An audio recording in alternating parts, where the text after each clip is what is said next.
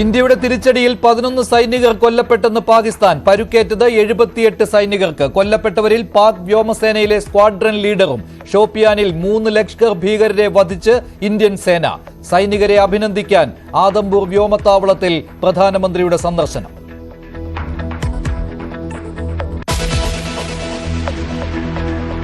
പാകിസ്ഥാനുമായുള്ള വെടിനിർത്തലിൽ അമേരിക്കയുടെ ഇടപെടൽ എന്താണെന്ന ചോദ്യം ആവർത്തിച്ച് കോൺഗ്രസ്. വ്യാപാര നയതന്ത്രമെന്ന ട്രംപിന്റെ അവകാശവാദത്തിന് മോദി മറുപടി പറയണമെന്ന ആവശ്യം. അടിയന്തരമായി പാർലമെന്റ് ചേരണമെന്ന കോൺഗ്രസിന്റെ ആവശ്യത്തിന് ശരത് പവാറിന്റെ പിന്തുണയില്ല. സർവകക്ഷി യോഗമാണ് വേണ്ടതെന്ന് പവാർ.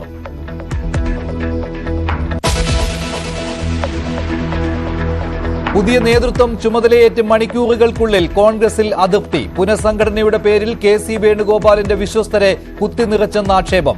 ബെന്നി ബെഹനാനെ പരിഗണിക്കാത്തതിലും ഹസനെ മാറ്റിയതിലും എ ഗ്രൂപ്പിന് അമർഷം. ഹൈക്കമാൻഡുമായുള്ള കൂടിക്കാഴ്ചയ്ക്ക് ഡൽഹിക്ക് പോകാതെ സുധാകരൻ.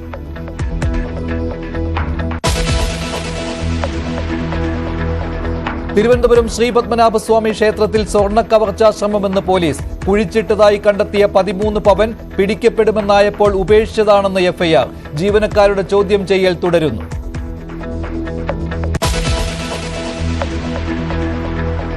നന്ദൻകോട് കൂട്ടക്കൊലയിൽ കേഡൽ ജെൻസൺ രാജയ്ക്കുള്ള ശിക്ഷ അല്പസമയത്തിനുള്ളിൽ. വധശിക്ഷ നൽകണമെന്ന് പ്രോസിക്യൂഷൻ. കൊലപാതകം നടത്തുമ്പോഴും പിന്നീടും പ്രതിക്ക് മാനസിക രോഗമില്ലെന്ന് വാദം.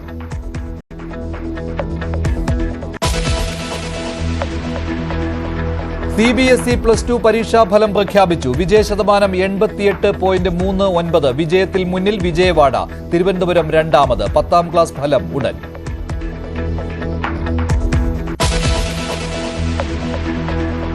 അമൃതരാജ് എന്ന് പറയുന്ന ഒരു യുവാവിനും ഇതേപോലെ ഞങ്ങളെ പോലെയുള്ള അനുഭവം വന്നു. അയാൾ ജീവിച്ചിരിക്കുന്നില്ല, അയാൾ മരിച്ചുപോയി. അപ്പോൾ ഡോക്ടറിന് ഒരു അബദ്ധം പറ്റാം, ഇത് വീണ്ടും അബദ്ധം പറ്റിയിരിക്കുന്നു. ഇവർക്ക് കാര്യം അറിയാമല്ലോ, ഇങ്ങനെ വരുമ്പോ തന്നെ അറിയാം ഈ അവസ്ഥയിൽ എത്തുമെന്ന്. അപ്പൊ സംരക്ഷിച്ചൂടെ, നമ്മളെ കുട്ടിയെ രക്ഷിച്ചൂടെ. കൊഴുപ്പ് മാറ്റാനുള്ള ചികിത്സയിൽ കൈവിരലുകൾ നഷ്ടമായി. തിരുവനന്തപുരം കഴക്കൂട്ടത്തെ കോസ്മെറ്റിക് ആശുപത്രിയുടെ ലൈസൻസ് റദ്ദാക്കി. ചികിത്സാ പിഴവില്ലെന്ന മെഡിക്കൽ ബോർഡ് റിപ്പോർട്ട് തള്ളി എത്തിക്സ് കമ്മിറ്റി.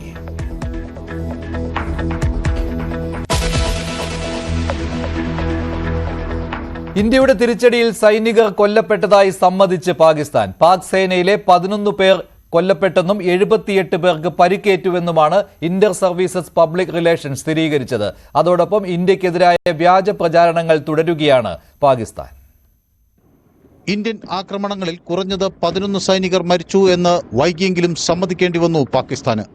78 പേർ ഗുരുതരമായി പരിക്കേറ്റ് ചികിത്സയിലാണ്.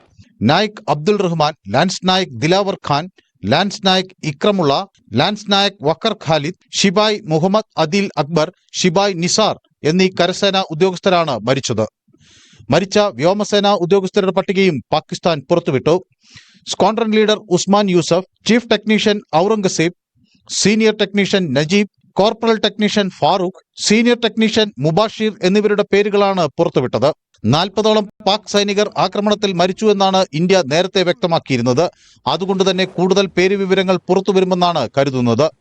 ഇതിനിടയിലും പരാജയം മറച്ചുപിടിക്കാനുള്ള തീവ്ര ശ്രമമാണ് പാകിസ്ഥാൻ തുടരുന്നത്. ഇന്ത്യൻ സൈനിക കേന്ദ്രങ്ങളെയും വെടിക്കോപ്പുകളെയും ലക്ഷ്യമിട്ട് ആക്രമണം തങ്ങൾ നടത്തിയെന്ന അവകാശവാദം ഉന്നയിച്ച് ഇന്ന് രംഗത്തെത്തിയത് ഇൻഫർമേഷൻ മന്ത്രി അതാവുള്ള തരാറാണ്. News desk, news 18. അതിർത്തിയിലെ വെടിനിർത്തലിൽ രാഷ്ട്രീയ വിവാദം കടുപ്പിക്കുകയാണ് കോൺഗ്രസ്. വെടിനിർത്തലിന് കാരണമായത് വ്യാപാര നയതന്ത്രമാണെന്ന അമേരിക്കൻ പ്രസിഡന്റ് ഡൊണാൾഡ് ട്രംപിന്റെ പ്രസ്താവനയിൽ നരേന്ദ്രമോദി മറുപടി പറയണമെന്നാണ് കോൺഗ്രസിന്റെ ആവശ്യം. പാകിസ്ഥാനുമായി ചർച്ച നടത്താൻ നിഷ്പക്ഷ വേദി ഇന്ത്യ ആവശ്യപ്പെട്ടിരുന്നോ എന്നും US ഉൽപ്പന്നങ്ങൾക്ക് തീരുവ കുറയ്ക്കാൻ സമ്മതിച്ചോ എന്നും മോദി വ്യക്തമാക്കണമെന്നും കോൺഗ്രസ് ആവശ്യപ്പെടുന്നു. ഇക്കാര്യത്തിൽ വിവിധ പാർട്ടി നേതാക്കളുടെ യോഗം പ്രധാനമന്ത്രി വിളിച്ചു ചേർക്കണമെന്നും കോൺഗ്രസ് ആവശ്യപ്പെട്ടിട്ടുണ്ട്. ഇന്ത്യ പാക് വെടിനിർത്തലിൽ അമേരിക്കൻ പ്രസിഡന്റ് ഡൊണാൾഡ് ട്രംപിന്റെ ഇടപെടൽ സംബന്ധിച്ച വിവാദത്തിൽ കൂടുതൽ ചോദ്യങ്ങൾ ഉയർത്തുകയാണ് കോൺഗ്രസ്. ഇരു രാജ്യങ്ങളും തമ്മിലുള്ള ആണവ സംഘർഷം തന്റെ ഭരണകൂടം അവസാനിപ്പിച്ചതായി ഡൊണാൾഡ് ട്രംപ് അവകാശപ്പെട്ടിരുന്നു. സംഘർഷം അവസാനിപ്പിച്ചാൽ ഇരു രാജ്യങ്ങളുമായും അമേരിക്ക കൂടുതൽ വ്യാപാരം നടത്തുമെന്നും ട്രംപ് പറഞ്ഞിരുന്നു. പ്രധാനമന്ത്രി നരേന്ദ്രമോദിയുടെ പ്രസംഗത്തിന് മിനിറ്റുകൾക്ക് മുമ്പായിരുന്നു ട്രംപിന്റെ പരാമർശം. ഇതിനു പിന്നാലെയാണ് പ്രധാനമന്ത്രിക്കെതിരെ നിലപാട് കടുപ്പിച്ച് പ്രതിപക്ഷം രംഗത്ത് വന്നത്. നരേന്ദ്രമോദി രാജ്യത്തെ അഭിസംബോധന ചെയ്തപ്പോൾ ട്രംപിന്റെ ഈ അവകാശവാദങ്ങളിലെല്ലാം പ്രധാനമന്ത്രി മൌനം പാലിച്ചെന്ന് കോൺഗ്രസ് കുറ്റപ്പെടുത്തി. മാത്രമല്ല, സംഘർഷത്തിൽ US മധ്യസ്ഥത വഹിച്ചിട്ടുണ്ടോ? ഒരു നിഷ്പക്ഷ സ്ഥലത്ത് പാകിസ്ഥാനുമായി ചർച്ച നടത്താൻ ഇന്ത്യ സമ്മതിച്ചോ എന്നും മോദി വ്യക്തമാക്കണം. എല്ലാ രാഷ്ട്രീയ പാർട്ടി നേതാക്കളുടെയും ഒരു യോഗം പ്രധാനമന്ത്രി വിളിക്കണമെന്നും കോൺഗ്രസ് നേതാക്കൾ ആവശ്യപ്പെട്ടു. राष्ट्रपति ट्रंप घोषणा कर रहे हैं कि भारत और पाकिस्तान के बीच में वार्तालाप होगा और तीसरे जगह में वार्तालाप होगा, न्यूट्रल साइट में वार्तालाप होगा. इस पर इसकी सच्चाई क्या है? क्या कोई रिश्ता है यहाँ युद्ध रोकने का? और भारत के साथ अमेरिका के साथ हमारा जो निर्यात जा रहा है वो और भी बढ़ेगा. വെടിനിർത്തലിലേക്ക് കാര്യങ്ങളെത്താൻ ട്രംപ് ഇടനില നിന്നിട്ടുണ്ടെങ്കിൽ എന്തൊക്കെ നിബന്ധനകളുടെ അടിസ്ഥാനത്തിലാണ് മധ്യസ്ഥത നടത്തിയതെന്ന് പറയണം. ഡൊണാൾഡ് ട്രംപ് കശ്മീരിനെ കുറിച്ച് പറഞ്ഞതിന് എന്തുകൊണ്ട് പ്രതികരിച്ചില്ല? ഇന്ത്യ പാക് സംഘർഷത്തിൽ രാജ്യത്തിന്റെ മനസ്സിൽ നിരവധി ചോദ്യങ്ങളുണ്ട്. ഇതിനു പുറമെ ഒരു കൂട്ടായ പരിഹാരത്തിന്റെ ആവശ്യകതയുമുണ്ട്. അതിനാൽ പ്രധാനമന്ത്രി ഈ ചോദ്യങ്ങൾക്കെല്ലാം ഉത്തരം നൽകണമെന്നും കോൺഗ്രസ് ചൂണ്ടിക്കാട്ടി. एक व्यक्ति के बयानों पर कुछ नहीं कहूंगा, पर मैं जरूर ये कहूंगा कि सारी विपक्ष पार्टियां चाहती हैं कि सर्वदलीय बैठक हो, प्रधानमंत्री मौजूद हो और सुने प्रधानमंत्री और सवालों को जवाब दें, और एक विशेष पार्लियामेंट का सत्र भी बुलाना चाहिए. यह हमारी मांग है. सिर्फ कांग्रेस पार्टी की मांग नहीं है, विपक्ष की पार्टियों की मांग है. दोनों मांग. ഇതിനു മുൻപ് നടന്ന 2 സർവകക്ഷി യോഗങ്ങളിലും പ്രധാനമന്ത്രി പങ്കെടുത്തിരുന്നില്ല. പകരം പ്രതിരോധ മന്ത്രി രാജ്നാഥ് സിംഗും ആഭ്യന്തരമന്ത്രി അമിത്ഷായുമായിരുന്നു കാര്യങ്ങൾ വിശദീകരിച്ചത്. പ്രത്യേക പാർലമെന്റ് സമ്മേളനം വിളിച്ചു ചേർക്കണമെന്നാവശ്യപ്പെട്ട് പ്രധാനമന്ത്രിക്ക് കോൺഗ്രസ് നേതാക്കൾ നേരത്തെ കത്ത് നൽകിയിരുന്നു. News desk, news 18. എന്നാൽ കോൺഗ്രസിന്റെ ആവശ്യത്തോടൊപ്പം NCP ഇല്ല. പഹൽഗാം ഭീകരാക്രമണവും ഓപ്പറേഷൻ സിന്ദൂറും ചർച്ച ചെയ്യാൻ പാർലമെന്റിൽ പ്രത്യേക സമ്മേളനം വിളിക്കേണ്ടതില്ലെന്നാണ് ശരത് പവാർ പറഞ്ഞത്. ദേശീയ പ്രാധാന്യമുള്ള ഗൌരവമേറിയ വിഷയങ്ങൾ പാർലമെന്റിൽ പരസ്യമായി ചർച്ച ചെയ്യരുതെന്നാണ് പവാറിന്റെ നിലപാട്. വിഷയത്തിന്റെ ഗൌരവം കണക്കിലെടുത്ത് സർക്കാർ സർവകക്ഷി യോഗം വിളിക്കണമെന്നും ശരത് പവാർ ആവശ്യപ്പെട്ടു. പാർലമെന്റിന്റെ പ്രത്യേക സമ്മേളനം വിളിക്കണമെന്ന കോൺഗ്രസ് അധ്യക്ഷൻ മല്ലികാർജ്ജുൻ ഖാർഗെ, ലോക്സഭാ പ്രതിപക്ഷ നേതാവ് രാഹുൽ ഗാന്ധി, ശിവസേന നേതാവ് ഉദ്ധവ് താക്കറെ, സഞ്ജയ് റാവത്ത് എന്നിവരുടെ ആവശ്യത്തിന് പിന്നാലെയാണ് പവാറിന്റെ ഈ പ്രതികരണം. അതേസമയം US പ്രസിഡന്റ് ഡൊണാൾഡ് ട്രംപിന്റെ ഇടപെടലിൽ ശരത് പവാർ എതിർപ്പും പ്രകടിപ്പിച്ചിട്ടുണ്ട്. ഇന്ത്യയുടെ ആഭ്യന്തര കാര്യങ്ങളിൽ ഡൊണാൾഡ് ട്രംപ് ഇടപെടാൻ പാടില്ലായിരുന്നുവെന്ന് പവാർ പറഞ്ഞു. ഇന്ത്യ പാക് സംഘർഷത്തിൽ വെടിനിർത്തൽ ധാരണയായതോടെ അതിർത്തിയിലെ ജനജീവിതം സാധാരണ നിലയിലേക്ക് വരികയാണ്. ഇന്നലെ ഡ്രോൺ സാന്നിധ്യം കണ്ടെത്തിയ ഇടങ്ങൾ അതീവ ജാഗ്രതയിലുമാണ്. താൽക്കാലികമായി അടച്ച വിമാനത്താവളങ്ങൾ തുറന്നിട്ടുണ്ട്. വിദ്യാഭ്യാസ സ്ഥാപനങ്ങളും തുറന്നു. എന്നാൽ 6 പ്രധാനപ്പെട്ട നഗരങ്ങളിലെ വിമാന സർവീസ് എയർ ഇന്ത്യയും ഇൻഡിഗോയും റദ്ദാക്കിയിട്ടുണ്ട്. വെടിനിർത്തലിന് പിന്നാലെ അതിർത്തികളിൽ ജനങ്ങൾ സാധാരണ ജീവിതത്തിലേക്ക് തിരികെ എത്തിയിട്ടുണ്ട്. വീടുകളിലേക്ക് ആളുകൾ മടങ്ങിയെത്താൻ തുടങ്ങി. സ്കൂളുകൾ പലതും തുറന്നു. അതിർത്തി മേഖലയിലുള്ള ചില സ്കൂളുകൾ പിന്നീടാവും തുറക്കുക. പഞ്ചാബിലെ ഫിറോസ്പൂരിലടക്കം സ്കൂൾ അടച്ചിടും. ഷെല്ലിംഗിൽ വലിയ നഷ്ടം നേരിട്ട പ്രദേശമായ പൂഞ്ചിൽ നിന്നും മറ്റു പ്രദേശങ്ങളിൽ നിന്നുമായി ഒഴിപ്പിച്ച ജനങ്ങൾ ഉടൻ വീടുകളിലേക്ക് മടങ്ങിയെത്തും. ഇവിടെ മാത്രം 13 പേർ കൊല്ലപ്പെട്ടതായും നിരവധി പേർക്ക് പരിക്കേറ്റതുമായാണ് റിപ്പോർട്ട്. ഈ സാഹചര്യത്തിൽ ജമ്മുകാശ്മീർ മുഖ്യമന്ത്രി ഒമർ അബ്ദുള്ള പൂഞ്ചിലെത്തി സാഹചര്യം വിലയിരുത്തി. പൂഞ്ചിന്റെ വേദന നമ്മുടേത് കൂടിയാണെന്നും ഒമർ അബ്ദുള്ള പറഞ്ഞു.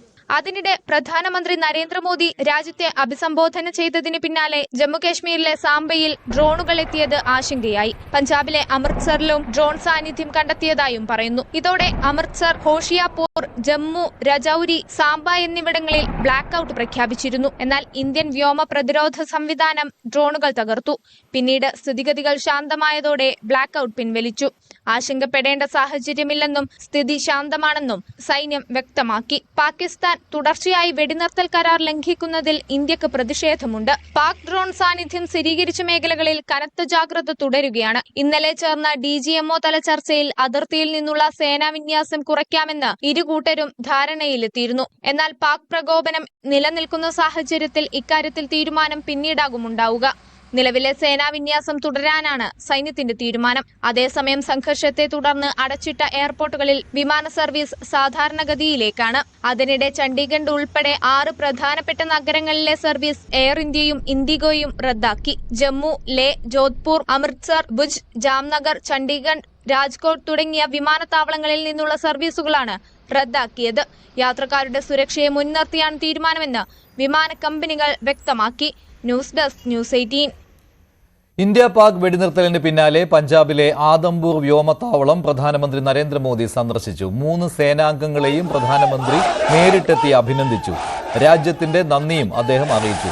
ഉദ്യോഗസ്ഥരുമായി അല്പനേരം സംസാരിച്ച പ്രധാനമന്ത്രി മുൻനിര കരസേനാ ഉദ്യോഗസ്ഥരുമായും കൂടിക്കാഴ്ച നടത്തി. പടിഞ്ഞാറൻ വ്യോമ കമാൻഡിന്റെ തൊപ്പി ധരിച്ചായിരുന്നു പ്രധാനമന്ത്രി വ്യോമത്താവളത്തിലെത്തിയത്.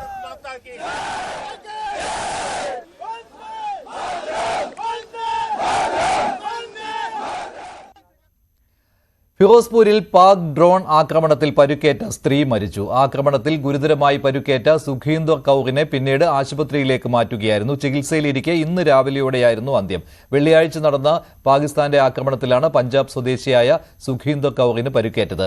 പാകിസ്ഥാൻ അയച്ച ഡ്രോൺ വീടിന് മുകളിലേക്ക് വീണായിരുന്നു അപകടമുണ്ടായത്. വീട്ടിലുണ്ടായിരുന്ന മറ്റ് 2 പേർക്കും പരുക്കേറ്റിരുന്നു.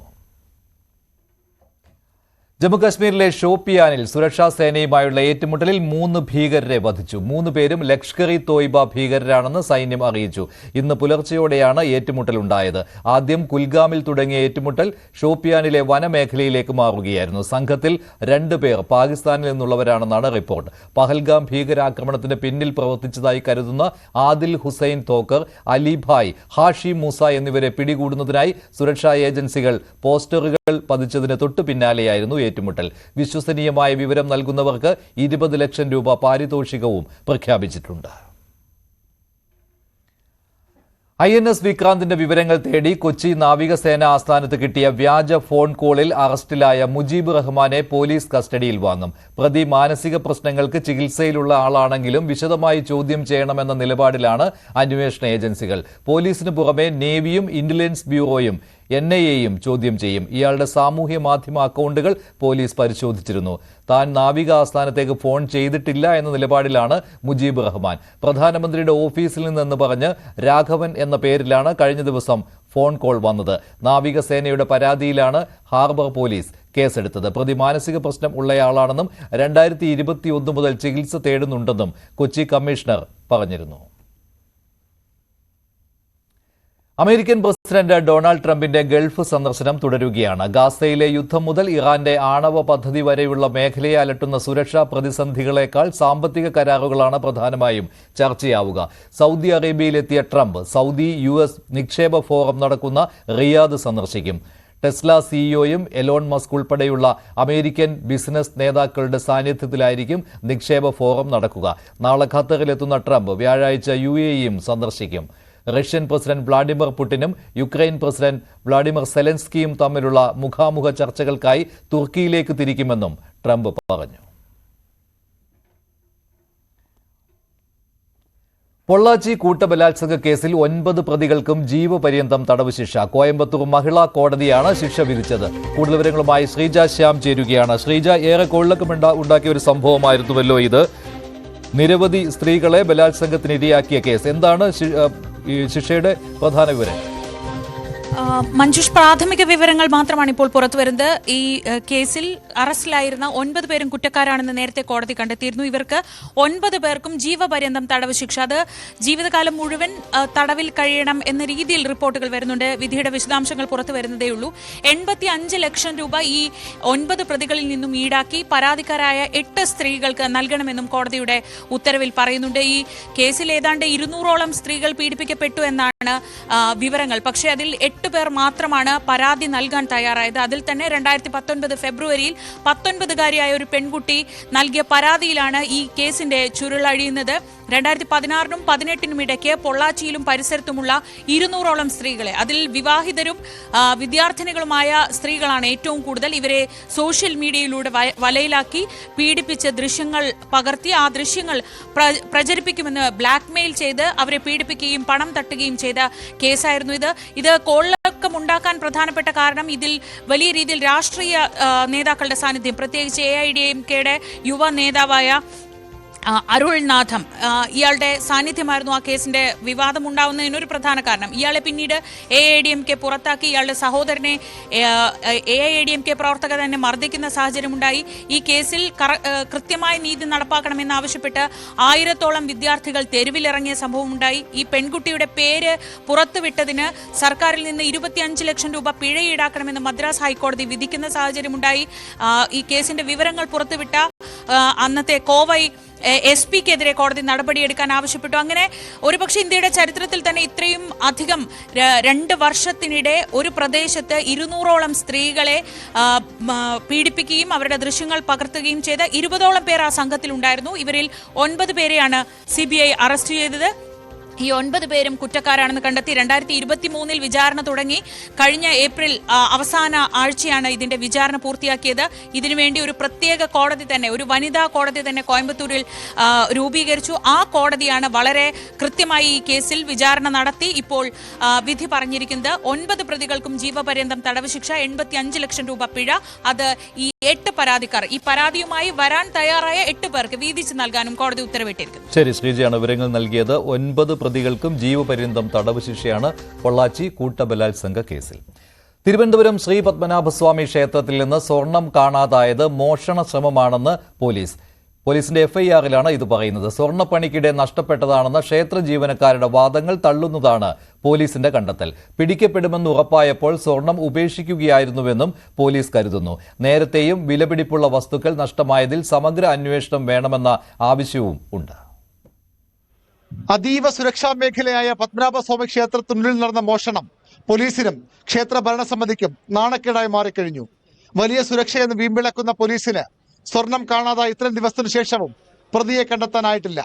മാത്രമല്ല, അന്വേഷണം ആരംഭിച്ച് 2 ദിവസത്തിനുള്ളിൽ സ്വർണം ക്ഷേത്രത്തിനുള്ളിൽ നിന്ന് തന്നെ കണ്ടുകിട്ടിയതും ദുരൂഹത വർദ്ധിപ്പിക്കുന്നു. വടക്കേ നടയ്ക്ക് സമീപം മണലിൽ പോലീസ് നടത്തിയ പരിശോധനയിലാണ് കമ്പിയുടെ രൂപത്തിലാക്കിയ സ്വർണം കണ്ടുകിട്ടിയത്. പത്മനാഭസ്വാമിയുടെ വിഗ്രഹത്തിന്റെ തലഭാഗത്തെ വാതിലിൽ സ്വർണം പൂശുന്ന ജോലിയാണ് ക്ഷേത്രത്തിൽ നടക്കുന്നത്. ഇതിലേക്ക് സ്ട്രോങ് റൂമിൽ നിന്നെടുത്ത സ്വർണത്തിൽ നിന്നാണ് 13 പവൻ കുറവ് വന്നത്. പോലീസിന്റെയും ക്ഷേത്ര ഭരണസമിതിയിലെ ഉന്നതരുടെയും സാന്നിധ്യത്തിലാണ് സ്വർണം പുറത്തെടുക്കുന്നതും തിരിച്ചുവയ്ക്കുന്നതും. ഇതിൽ നിന്ന് എങ്ങനെ സ്വർണം കുറഞ്ഞെന്ന ചോദ്യമാണ് ഉയരുന്നത്. കൈകാര്യം ചെയ്യുന്നതിലെ പിഴവായാണ് ക്ഷേത്ര ജീവനക്കാർ പോലീസിന് നൽകിയ മൊഴി. തുണിസഞ്ചിയിൽ കൊണ്ടുപോകുന്നതിനിടെ നഷ്ടപ്പെട്ടതെന്നാണ് ഇവരുടെ വിശദീകരണം. എന്നാൽ ഈ വാദം പോലീസ് പൂർണ്ണമായി തള്ളുന്നു. സ്വർണം നഷ്ടപ്പെട്ട വിവരം പുറത്തറിഞ്ഞതോടെ മണ്ണിൽ ഉപേക്ഷിക്കുകയായിരുന്നുവെന്നാണ് പോലീസ് പറയുന്നത്. ക്ഷേത്രത്തിൽ നിന്ന് സ്വർണം നഷ്ടപ്പെടുന്നതും പകരം ഡ്യൂപ്ലിക്കേറ്റ് തിരികെ വയ്ക്കുന്നതും ആദ്യമല്ലെന്നും സൂചനയുണ്ട്. സത്യസന്ധമായി ഭാവി കൂടി കണ്ടുകൊണ്ട് ഇന്ത്യയുടെ ഒരു അമൂല്യമായ പൈതൃക കേന്ദ്രം എന്ന നിലയിൽ ഈ കേന്ദ്രം എന്നും നിലനിൽക്കണം എന്ന ഉത്തമ വിശ്വാസത്തോടു കൂടി അവിടെ നടക്കുന്ന കാര്യങ്ങൾ ശ്രദ്ധിക്കണം. അതിൽ ഭരണസമിതിക്ക് വലിയ ഉത്തരവാദിത്വമുണ്ട്. ഇന്ന് കാണിക്കുന്നത് പോലെയുള്ള ഒരു നിസ്സാരത അല്ല അവർ കാണിക്കേണ്ടത്. വിലപിടിപ്പുള്ള വസ്തുക്കൾ നേരത്തെയും മോഷണം പോയിട്ടുണ്ടെന്ന് മുൻ ജീവനക്കാരും പറയുന്നു. ക്ഷേത്രത്തിന്റെ നിരവധി വസ്തുക്കൾ പല പ്രാവശ്യമായിട്ട് പല കാര്യങ്ങളും ഇതുപോലുള്ള കാര്യങ്ങൾ നഷ്ടപ്പെട്ടിട്ടുണ്ട്. ഇപ്പോൾ പൂവട്ടകം നഷ്ടപ്പെട്ടതാണെങ്കിലും ഭഗവാന്റെ രുദ്രാക്ഷമാല പോയതാണെങ്കിലും ഹനുമാൻ സ്വാമിയുടെ രുദ്രാക്ഷമാല പോയതാണെങ്കിലും വെള്ളിക്കണ്ണം പോയതുൾപ്പെടെയുള്ള കാര്യങ്ങൾ വരികയും അവസാനമായിട്ടാണ് നിവേദ്യ ഉരുളി നഷ്ടപ്പെട്ടത്. മുൻകാലങ്ങളിൽ ഇതിന്റെ പേരിൽ ഒരു എൻക്വയറി നടത്തണമെന്ന് പറഞ്ഞ് അന്ന് ആ എൻക്വയറിയിലേക്ക് പോയിരുന്നെങ്കിൽ ഇന്നൊരുപക്ഷെ ഈ പറഞ്ഞ അപകടം സംഭവിക്കാതിരിക്കുമായിരുന്നു. മോഷണമാണോ കൈകാര്യം ചെയ്യുന്നതിലെ പിഴവാണോ എന്നതിനെ ചൊല്ലി പോലീസും ക്ഷേത്ര ഭരണസമിതിയും തമ്മിലുള്ള തർക്കവും രൂക്ഷമാവുകയാണ്. മോഷണമായാലും അബദ്ധത്തിൽ നഷ്ടപ്പെട്ടതായാലും ഗുരുതര വീഴ്ച സംഭവിച്ചു എന്ന് വ്യക്തം. ന്യൂസ് 18 തിരുവനന്തപുരം. PCC നേതൃമാറ്റത്തിൽ മതിയായ കൂടിയാലോചന നടന്നില്ലെന്ന അമർഷത്തിൽ ഒരു വിഭാഗം മുതിർന്ന നേതാക്കൾ KC വേണുഗോപാലിന്റെ വിശ്വസ്തരെ നേതൃനിരയിലേക്ക് എത്തിക്കുന്നതിനു വേണ്ടിയുള്ള നീക്കമാണ് പുനഃസംഘടനയുടെ പേരിൽ നടന്നതെന്നാണ് വിമർശനം. അതേസമയം പുതിയ ഭാരവാഹികളുമായി ഹൈക്കമാൻഡ് ഇന്ന് നടത്തുന്ന കൂടിക്കാഴ്ചയിൽ നിന്ന് വിട്ടുനിൽക്കുകയാണ് മുൻ KPCC പ്രസിഡന്റ് K സുധാകരൻ. അതൃപ്തി പരസ്യമാക്കുകയാണ് സുധാകരൻ ഇതിലൂടെ. KPCC അധ്യക്ഷന്റെ സ്ഥാനാരോഹണ ചടങ്ങിൽ നേതാക്കൾ മത്സരിച്ചാണ് ഐക്യാഹ്വാനം നടത്തിയത്. എന്നാൽ ഉള്ളിൽ പ്രശ്നങ്ങൾ തുടരുന്നുവെന്ന് വ്യക്തമാക്കുന്നതാണ് തുടർ ചർച്ചകൾ. സമഗ്ര പുനഃസംഘടനയുടെ പേരിൽ ACC സംഘടനാകാര്യ ജനറൽ സെക്രട്ടറി KC വേണുഗോപാൽ സംസ്ഥാന കോൺഗ്രസിൽ ആധിപത്യം ഉറപ്പിക്കാൻ ശ്രമിക്കുന്നുവെന്ന വിലയിരുത്തലാണ് മുതിർന്ന നേതാക്കൾക്ക്. KC വേണുഗോപാലിന്റെ മനസാക്ഷി സൂക്ഷിപ്പുകാരനായ AP അനിൽകുമാറിനെയും യുവ പ്രാതിനിധ്യത്തിന്റെ പേരിൽ ഷാഫി പറമ്പലിനെയും വർക്കിംഗ് പ്രസിഡന്റുമാരാക്കിയത് പാർട്ടി പിടിച്ചെടുക്കാനുള്ള നീക്കത്തിന്റെ ഭാഗമെന്നാണ് വിലയിരുത്തലുകൾ. അതേസമയം നിർണായക പദവിയിൽ എത്തുമെന്ന് പ്രതീക്ഷിച്ചിരുന്ന ബെന്നി ബെഹന്നാൻ ഒഴിവാക്കപ്പെട്ടു. ഇതിൽ A ഗ്രൂപ്പിനുള്ളിൽ അമർഷം ശക്തമാവുകയാണ്. MM ഹസനെ കൺവീനർ സ്ഥാനത്ത് മാറ്റേണ്ട സാഹചര്യം ഉണ്ടായിരുന്നില്ലെന്നും ഇത് A ഗ്രൂപ്പിനെ ലക്ഷ്യം വെച്ചുള്ള നീക്കമാണെന്നും നേതാക്കൾ പറയുന്നു. പരസ്യ പ്രതികരണത്തിന് തയ്യാറല്ലെങ്കിലും കൺവീനർ സ്ഥാനത്ത് മാറ്റിയതിൽ MM ഹസൻ കടുത്ത അതൃപ്തിയിലാണ്. തന്നെ മുന്നണിയുടെ മുൻ കൺവീനർ എന്ന് വിശേഷിപ്പിക്കരുതെന്ന് സ്ഥാനാരോഹണ ചടങ്ങിൽ തന്നെ ഹസൻ പറഞ്ഞിരുന്നു. നേതൃമാറ്റത്തിന് ശേഷമുള്ള സാഹചര്യങ്ങൾ വിലയിരുത്താൻ കോൺഗ്രസ് ദേശീയ നേതൃത്വം സംസ്ഥാനത്തെ നേതാക്കളെ ഡൽഹിയിലേക്ക് വിളിപ്പിച്ചിട്ടുണ്ട്. ഇപ്പോഴത്തെ ഭാരവാഹികൾക്ക് പുറമെ മുൻ അധ്യക്ഷന്മാരെയും ഹൈക്കമാൻഡ് ക്ഷണിച്ചിരുന്നു. എന്നാൽ K സുധാകരൻ ഈ യോഗത്തിൽ പങ്കെടുത്തില്ല. സ്ഥാനാരോഹണ ചടങ്ങിന് ശേഷം തിരുവനന്തപുരത്ത് തുടർന്ന സുധാകരൻ കണ്ണൂരിലേക്ക് മടങ്ങി. പാർട്ടി അധ്യക്ഷനാകുമെന്ന് അവസാന നിമിഷം വരെ പ്രതീക്ഷിച്ചിരുന്ന ആന്റോ ആന്റണിയും സ്ഥാനാരോഹണ ചടങ്ങിൽ പങ്കെടുത്തിരുന്നില്ല. ആന്റോ ഉൾപ്പെടെ 7 MPമാർ ഈ ചടങ്ങിൽ പങ്കെടുക്കാതിരുന്നതും നേതൃത്വത്തോടുള്ള വിയോജിപ്പിന്റെ പശ്ചാത്തലത്തിലാണെന്ന ശ്രുതികളുണ്ട്. DCC പുനഃസംഘടനയിലേക്കും വൈകാതെ നേതൃത്വം കടന്നേക്കും. KPCCയുടെ സഹഭാരവാഹികളെയും തീരുമാനിക്കും. അതുകൂടി മുന്നിൽ കണ്ടാണ് ഡൽഹിയിലെ ചർച്ചകളെന്നാണ് സൂചന. ന്യൂസ് 18 തിരുവനന്തപുരം. തിരുവനന്തപുരം നന്ദൻകോട് കൂട്ടക്കൊലയിൽ കുറ്റക്കാരനെന്ന് കണ്ടെത്തിയ കേഡൽ ജെൻസൺ രാജയ്ക്കുള്ള ശിക്ഷ അല്പസമയത്തിനകം വിധിക്കും. തിരുവനന്തപുരം അഡീഷണൽ സെഷൻസ് കോടതി 6 ആണ് ശിക്ഷ വിധിക്കുക. അല്പസമയത്തിനകം ശിക്ഷാവിധി പ്രതീക്ഷിക്കുകയാണ്. കൂടുതൽ വിവരങ്ങളുമായി VV വിനോദും VV അരുണും ചേരുകയാണ്. വിനോദ്, ഇന്ന് രാവിലെ ശിക്ഷാവിധിക്ക് മുൻപുള്ള വാദങ്ങൾ നടന്നിരുന്നു. അതിൽ വധശിക്ഷ വേണമെന്നായിരുന്നുവല്ലോ പ്രോസിക്യൂഷൻ ആവശ്യപ്പെട്ടിരുന്നത്. എന്താണ് അതിന് ന്യായമായി പ്രോസിക്യൂഷൻ അറിയിച്ചിരുന്നത് കോടതിയെ? എപ്പോഴേക്ക് വിധി വരും?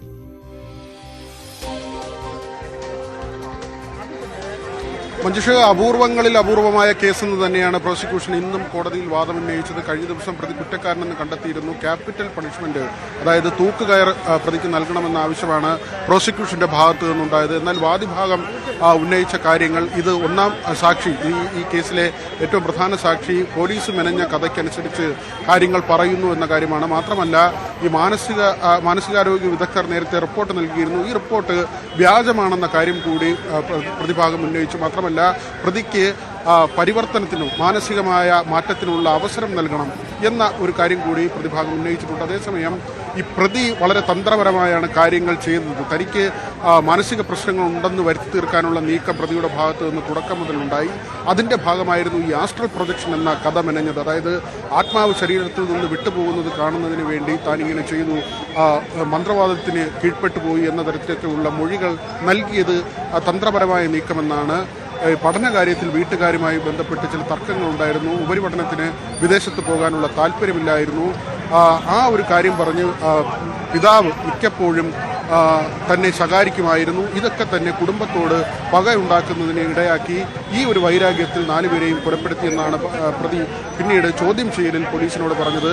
അതുകൊണ്ട് തന്നെ പ്രതിക്ക് പെട്രോൾ വാങ്ങി ഇവരെ കൊലപ്പെടുത്തിയ ശേഷം വീണ്ടും ശരീരം കത്തിക്കാനുള്ള നീക്കം, പ്ലാസ്റ്റിക് കവറിനുള്ളിൽ ഒരു മൃതദേഹം, അമ്മൂമ്മയുടെ മൃതദേഹം മാറ്റാനുള്ള നീക്കം, ഈ മഴു ഓൺലൈൻ വഴി വാങ്ങിയത്, ഇത്തരം കാര്യങ്ങളൊക്കെ എന്തെങ്കിലും മാനസിക പ്രശ്നങ്ങൾ ഉള്ള ഒരാൾക്ക് ചെയ്യാൻ കഴിയുന്നതല്ല. വളരെ ആസൂത്രിതമായി പ്രതി ചെയ്തു എന്ന കാര്യം തന്നെയാണ് പ്രോസിക്യൂഷൻ കോടതി മുമ്പാകെ ധരിപ്പിച്ചത്. ഏതായിരുന്നാലും വിശദമായ കാര്യങ്ങൾ കോടതി പരിശോധിക്കുകയും അതിന്റെ അടിസ്ഥാനത്തിൽ ഈ വിധി പറയുന്ന നടപടികളിലേക്ക് കടക്കുകയുമാണ്. ഒരുപക്ഷെ ഇന്ന് തന്നെ ഈ വിധി പ്രഖ്യാപനം 1:15 എന്നാണ് പറഞ്ഞത്. പക്ഷേ സമയം കടന്നു പോകുന്നുണ്ട്. അല്പസമയത്തിനുള്ളിൽ തന്നെ ഈ അന്തിമ വിധി ഇന്ന് ഉണ്ടാകും. അതിനു മുൻപാണ് ഈ വിധി എന്ത് നൽകണം എന്നത് സംബന്ധിച്ചുള്ള വാദപ്രതിവാദം നടന്നത്. ഏതായിരുന്നാലും ഈ പ്രമാദമായ കേസ് നടക്കുന്നത് 2017 കേസിനാസ്പദമായ സംഭവം നടക്കുന്നത്. മഴ കൊണ്ട് എല്ലാവരുടെയും തലക്കടിച്ച് കൊലപ്പെടുത്തുകയായിരുന്നു. ആദ്യം കൊലപ്പെടുത്തുന്നത് അമ്മയാണ്. താഴത്തെ നിലയിലുണ്ടായിരുന്ന അമ്മയെ മുകളിലത്തെ നിലയിലേക്ക് വിളിച്ചു വരുത്തുകയും താൻ ചെയ്ത ഒരു പ്രോജക്റ്റ് സിസ്റ്റത്തിലുണ്ടെന്ന് പറഞ്ഞ് അതിലേക്ക് അവരുടെ ശ്രദ്ധ മാറ്റുകയും പിന്നാലെ നിന്ന് മഴ കൊണ്ട് ആക്രമിക്കുകയുമായിരുന്നു. തൊട്ട് പിന്നാലെ പിതാവിനെ കൊലപ്പെടുത്തുന്നു. അതിനുശേഷം സഹോദരിയെ കൊലപ്പെടുത്തുന്നു. തൊട്ടടുത്ത ദിവസമാണ് ഈ ബന്ധുവായ സ്ത്രീയെ, അമ്മൂമ്മയെ കൊലപ്പെടുത്തുന്നത്. അവർക്ക് കാഴ്ചയ്ക്ക് പ്രശ്നമുണ്ട്. ഇന്ന് പ്രോസിക്യൂഷൻ പറഞ്ഞതും അതുതന്നെയാണ്. പാലൂട്ടിയ കൈക്കാണ് ഈ പ്രതി കടിച്ചത്. കാരണം തന്നിൽ കുടുംബാംഗങ്ങൾ അർപ്പിച്ചിരുന്ന വിശ്വാസം, ആ വിശ്വാസത്തെ മുതലെടുക്കുകയായിരുന്നു. 4 or 5 പേരെ കൊലപ്പെടുത്തിയ സംഭവം നേരത്തെയും കേരളത്തിൽ ഉണ്ടായിട്ടുണ്ട്. പക്ഷേ ഈ കേസ് അപൂർവങ്ങളിൽ അപൂർവമാണ്. അതുകൊണ്ട് തന്നെ ഒരു ദയയും പ്രതി അർഹിക്കുന്നില്ല. ഈ ഒരു വാദമാണ് പ്രോസിക്യൂഷൻ കോടതി മുമ്പാകെ വെച്ചത്. മഞ്ജുഷ.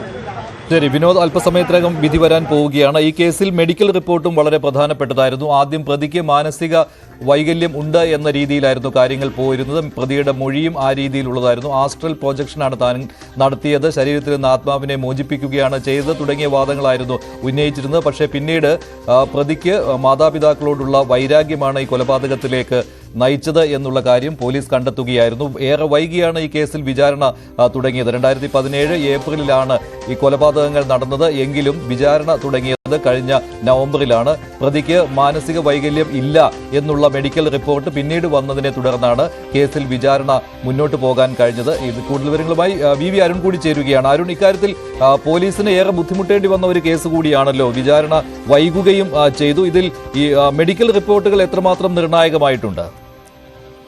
മഞ്ജുഷ, കേതൽ ജിൻസൺ രാജ എന്ന കൊടും ക്രിമിനൽ മനോരോഗിയാണ്. മനോരോഗത്തിന്റെ പ്രശ്നങ്ങൾ ഉള്ളതുകൊണ്ട്, അല്ലെങ്കിൽ ആ രോഗാവസ്ഥയിൽ നിന്നുകൊണ്ടാണ് ഈ കൊലപാതകങ്ങൾ ചെയ്തതെന്ന് സ്ഥാപിക്കാൻ വലിയ ശ്രമം കോടതിയിൽ നടന്നിരുന്നു. കോടതിയിൽ മാത്രമല്ല, മെഡിക്കൽ ബോർഡ് രൂപീകരിക്കാനും അതിന്റെ ഭാഗമായുള്ള കാര്യങ്ങൾക്കുമൊക്കെ വലിയൊരു പിന്തുണ കേതൽ ജിൻസൺ രാജ, നമുക്കറിയാം, അച്ഛനെയും അമ്മയും സഹോദരിയും അടുത്ത ബന്ധുവിനെയും ഈ രീതിയിൽ കൊലപ്പെടുത്തിയാണ്. സ്വാഭാവികമായി അങ്ങനെ ഒരാൾക്ക് ആ കുടുംബത്തിൽ നിന്ന് പിന്തുണ കിട്ടേണ്ടതില്ല. പക്ഷേ ആ കുടുംബത്തിൽ നിന്ന് തന്നെ വലിയ പിന്തുണ കേതൽ ജിൻസൺ രാജ ഈ മനോരോഗിയാണെന്ന് വരുത്തിക്കാൻ ഉണ്ടായതിന് ഏറ്റവും പ്രധാനപ്പെട്ട കാര്യം. കാരണം അത് ഈ വിചാരണ ഘട്ടത്തിൽ പ്രോസിക്യൂഷൻ അത്തരമൊരു വാദം മുന്നോട്ട് വച്ചത് വളരെ കൃത്യമായ ചില വിവരങ്ങളുടെ അടിസ്ഥാനത്തിലായിരുന്നു. കേതൽ ജിൻസൺ രാജ എന്ന യുവാവിനെ പേരിൽ വലിയ സ്വത്താണ്, ഭീമമായ സ്വത്താണ് ഉള്ളത്, ഭൂസ്വത്താണുള്ളത്. അത് നമുക്കറിയാം.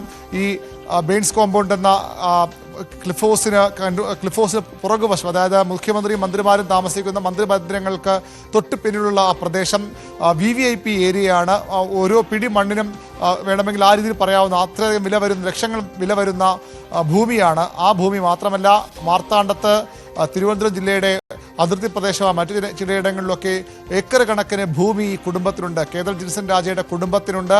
ആ ഭൂമി ലക്ഷ്യമിട്ടുള്ള റിയൽ എസ്റ്റേറ്റ് ഇടപാടുകളിൽ കൂടി ലക്ഷ്യമിട്ടുള്ള നീക്കങ്ങൾ ഇയാൾക്ക് വേണ്ടി കോടതിയിൽ നടന്നിട്ടുണ്ട്. മെഡിക്കൽ ബോർഡ് രൂപീകരണവും മറ്റും അതിൻ്റെ ഭാഗമായിരുന്നു. ഇയാൾ മനോരോഗിയാണ്. മനോരോഗത്തിൻ്റെ ഭാഗമായി നടത്തിയ ക്രൂരകൃത്യമാണ്. അതിനപ്പുറത്തേക്ക് മനസ്സ് അറിവ് കൊണ്ട് ചെയ്ത കാര്യമോ ഗൂഢാലോചനയുടെ ഭാഗമെന്ന കാര്യമല്ലോ എന്ന് സ്ഥാപിക്കാനുള്ള വലിയ ശ്രമങ്ങൾ ഒരു ഘട്ടത്തിലുണ്ടായി. അതാണ് ഒരു ഇടവേളയ്ക്ക് ശേഷം ഏതാണ്ട് 1 വർഷം മുമ്പ് ഈ കേസിനെ വീണ്ടും സജീവമാക്കിയത്. കേസ് പരമാവധി വൈകിപ്പിക്കാനുള്ള ശ്രമം നടന്നു. വൈകിപ്പിക്കുമ്പോഴും ഇയാൾക്ക് ശിക്ഷ കിട്ടാതെ പോകണം, കിട്ടിയാൽ തന്നെ കുറഞ്ഞ ശിക്ഷ മാത്രമേ ലഭിക്കാവൂ, ഇയാൾ പുറത്തു വരണം, എങ്കിൽ മാത്രമേ ഈ ഭൂസ്വത്ത് ആർക്കൊക്കെയോ കൈലാക്കാൻ പറ്റുകയുള്ളൂ. അതുമായി ബന്ധപ്പെട്ട് ചില കേസുകൾ ഇപ്പോഴും സിവിൽ കേസുകളും ആ കുടുംബത്തിൽ നിലനിൽക്കുന്നുണ്ട്. അങ്ങനെ കേതൽ ജിൻസൺ രാജയ്ക്ക് സാധാരണഗതി ഇത്തരം കൊടും കുറ്റങ്ങൾ ചെയ്യുന്ന ആർക്കും ആ കുടുംബത്തിൽ നിന്നൊരു പിന്തുണയും കിട്ടില്ല. പക്ഷേ ചില കേന്ദ്രങ്ങളിൽ നിന്ന് ആ കുടുംബത്തിലെ ആളുകൾ തന്നെ കേതൽ ജിൻസൺ രാജയെ വലിയ രീതിയിൽ നിരപരാധിയെന്ന് സ്ഥാപിക്കാൻ ശ്രമം നടത്തിയിരുന്നു. അത് ഈ ഭീമമായ ഭൂസ്വത്ത്, കോടിക്കണക്കിന് രൂപയുടെ ഭൂസ്വത്ത് കൈക്കലാക്കാൻ ശ്രമങ്ങളുടെ ഭാഗമാണ്. റിയൽ എസ്റ്റേറ്റ് ഇടപാടുകാർ പോലും അതിന് പിന്നിലുണ്ടെന്ന സൂചനകൾ നേരത്തെ പുറത്തു വന്നു. നമ്മൾ ആ രീതിയിൽ ചില വാർത്തകൾ ഈ പ്രോസിക്യൂഷൻ ഉദ്ധരിച്ചിരുന്ന ഘട്ടം നൽകുകയും ചെയ്തതാണ്. അത്തരം കാര്യം കൂടി ഇതിനുണ്ട്. അതിക്രൂരമായ കൊലപാതകമാണ്. ഒരു മനുഷ്യനും ചിന്തിക്കാൻ പറ്റാത്ത കൊലപാതകമാണ്. വിശ്വാസം, പൂർണ്ണമായും വിശ്വാസികളുടെ ഒരു കുടുംബം, അവർ ദൈവവിശ്വാസത്തെ വലിയ രീതിയിൽ മുറുകെ പിടിച്ചു പോയ ഒരു കുടുംബം. ആ കുടുംബത്തിലാണ് ഇത്തരത്തിൽ ദുരാചാരത്തിൻ്റെയോ അല്ലെങ്കിൽ അന്ധവിശ്വാസത്തിൻ്റെയോ ഒക്കെ പേര് പറഞ്ഞുകൊണ്ട് ആ കുടുംബത്തിലെ ഒരു പ്രധാനി തന്നെ, ഒരു കുടുംബത്തിലെ യുവ തലമുറയിലെ ഒരു ആൾ തന്നെ ഇത്തരം ഒരു കൊടും ക്രൂരത ചെയ്തത്. അയാൾക്കുള്ള ശിക്ഷയാണ് അല്പസമയത്തിനകം കോടതിയിൽ നിന്ന് പ്രതീക്ഷിക്കുന്നത്. കടുത്ത ശിക്ഷ തന്നെ വേണം, ക്യാപിറ്റൽ പണിഷ്മെന്റ്, പരമാവധി ശിക്ഷ നൽകണമെന്ന വാദമാണ് പ്രോസിക്യൂഷൻ മുന്നോട്ട് വയ്ക്കുന്നത്. കാരണം കേതൽ ജിൻസൺ രാജ ഏതെങ്കിലും മനോരോഗത്തിൻ്റെയോ അല്ലെങ്കിൽ മാനസിക പ്രശ്നങ്ങളുടെയോ പേരിൽ ചെയ്തൊരു കൊലപാതകമല്ല. കുടുംബത്തിൽ നിന്ന് പണം ചോദിക്കുമ്പോൾ നൽകാത്തതിനുള്ള വൈരാഗ്യമാണ്. 1 ലക്ഷം രൂപ ആഴ്ചകൾക്ക് മുമ്പും നൽകിയിരുന്നു. അതും മതിയാകാതെ ഇയാൾ വളരെ ആസൂത്രിതമായി നടത്തിയ കൊലപാതകമാണ്. ഓരോരുത്തരെ താൻ ചെയ്ത പ്രോജക്റ്റ് കാണിക്കാമെന്ന് പറഞ്ഞ് വിളിച്ച് മുകൾ നിലയിലേക്ക് കൊണ്ടുവന്ന് അതിക്രൂരമായി കൊലപ്പെടുത്തുകയായിരുന്നു. അതിന് വലിയ മുന്നൊരുക്കങ്ങൾ നടത്തിയിട്ടുണ്ട്. ആയുധം വാങ്ങുന്നതിനും കൊലപാതക രീതിയുമൊക്കെ അയാൾ കൃത്യമായി തന്നെ പഠിച്ചിരുന്നു. അതിനുശേഷം ഈ ഒരു മനോരോഗിയുടെ ഒരു പരിരക്ഷ കിട്ടുമോ എന്ന് ശ്രമിച്ചിരുന്നു. ഈ സ്വന്തം മാതാപിതാക്കളെയും സഹോദരിയെയും കൊലപ്പെടുത്തിയ ശേഷവും വളരെ സാധാരണമായി പുറത്തുപോയി കടയിൽ പോയി ഭക്ഷണം വാങ്ങി വന്ന് വീട്ടിലിരുന്ന് കഴിച്ചയാളാണ്. രക്ഷപ്പെടാനുള്ള വഴികൾ ആലോചിച്ചയാളാണ്. അവിടെ നിന്ന് തെളിവ് നശിപ്പിക്കാൻ വീടിന് തീയിട്ടയാളാണ്, അല്ലെങ്കിൽ തീ പടർത്താൻ ശ്രമിച്ചയാളാണ്. അവിടെ നിന്ന് രക്ഷപ്പെട്ട് ഒളിവിൽ പോയ ചെന്നൈയിലേക്ക് ഒളിവിൽ പോയ ആളാണ്. അങ്ങനെ ഒരു അതിക്രൂരനായ ഒരു കൊലപാതകി. അയാൾ കൊല നടത്തുന്നു, വളരെ ആസൂത്രിതമായി കൊല നടത്തുന്നു. അതിനുശേഷം ആ കൊലപാതകത്തിൽ കുറ്റത്തിൽ രക്ഷപ്പെടാൻ മനോരോഗി എന്ന മുഖംമൂടി അണിയാൻ ശ്രമിക്കുന്നു. വീട് തന്നെ കത്തിച്ചില്ലാതാക്കാൻ അയാൾ കൂടി മരിച്ചു എന്ന് ഒരു പ്രതീതി വരുത്താൻ പോലുമുള്ള ശ്രമമുണ്ടായി. പക്ഷേ അയാൾ പ്രതീക്ഷന് അപ്പുറത്തേക്ക് വീട് കത്തിപ്പോയതാണ് നാട്ടുകാർ വിവരം അറിയാനിടയാക്കിയത്. അത്തരത്തിൽ വളരെ ക്രൂരമായ ഗൂഢാലോചന ഭാഗമായി കൂടിയാണ് ഈ കൊലപാതകം നടന്നത്. ആ പ്രതിക്ക് ക്യാപിറ്റൽ പണിഷ്മെന്റ് തന്നെ നൽകണമെന്ന വാദമാണ് ഈ അവസാന വാദത്തിലും പ്രോസിക്യൂഷൻ മുന്നോട്ട് വച്ചത്. അത് അംഗീകരിക്കപ്പെടുമെന്ന പ്രതീക്ഷ തന്നെയാണ് പ്രോസിക്യൂഷൻ ഉള്ളത്. ഇതാണ് ഏത് സമയത്ത് വേണമെങ്കിലും വിധി വരാം. പ്രോസിക്യൂഷൻ ആവശ്യപ്പെട്ടിരിക്കുന്നത് വധശിക്ഷ നൽകണം എന്നാണ്. മാനസിക വൈകല്യം ഈ കൃത്യം നടത്തുന്ന സമയത്തോ അതിനുശേഷമോ പ്രതി കേഡൽ ജെൻസൺ രാജയ്ക്ക് ഇല്ലായിരുന്നുവെന്ന് പ്രോസിക്യൂഷൻ കോടതിയിൽ വാദിച്ചിട്ടുണ്ട്.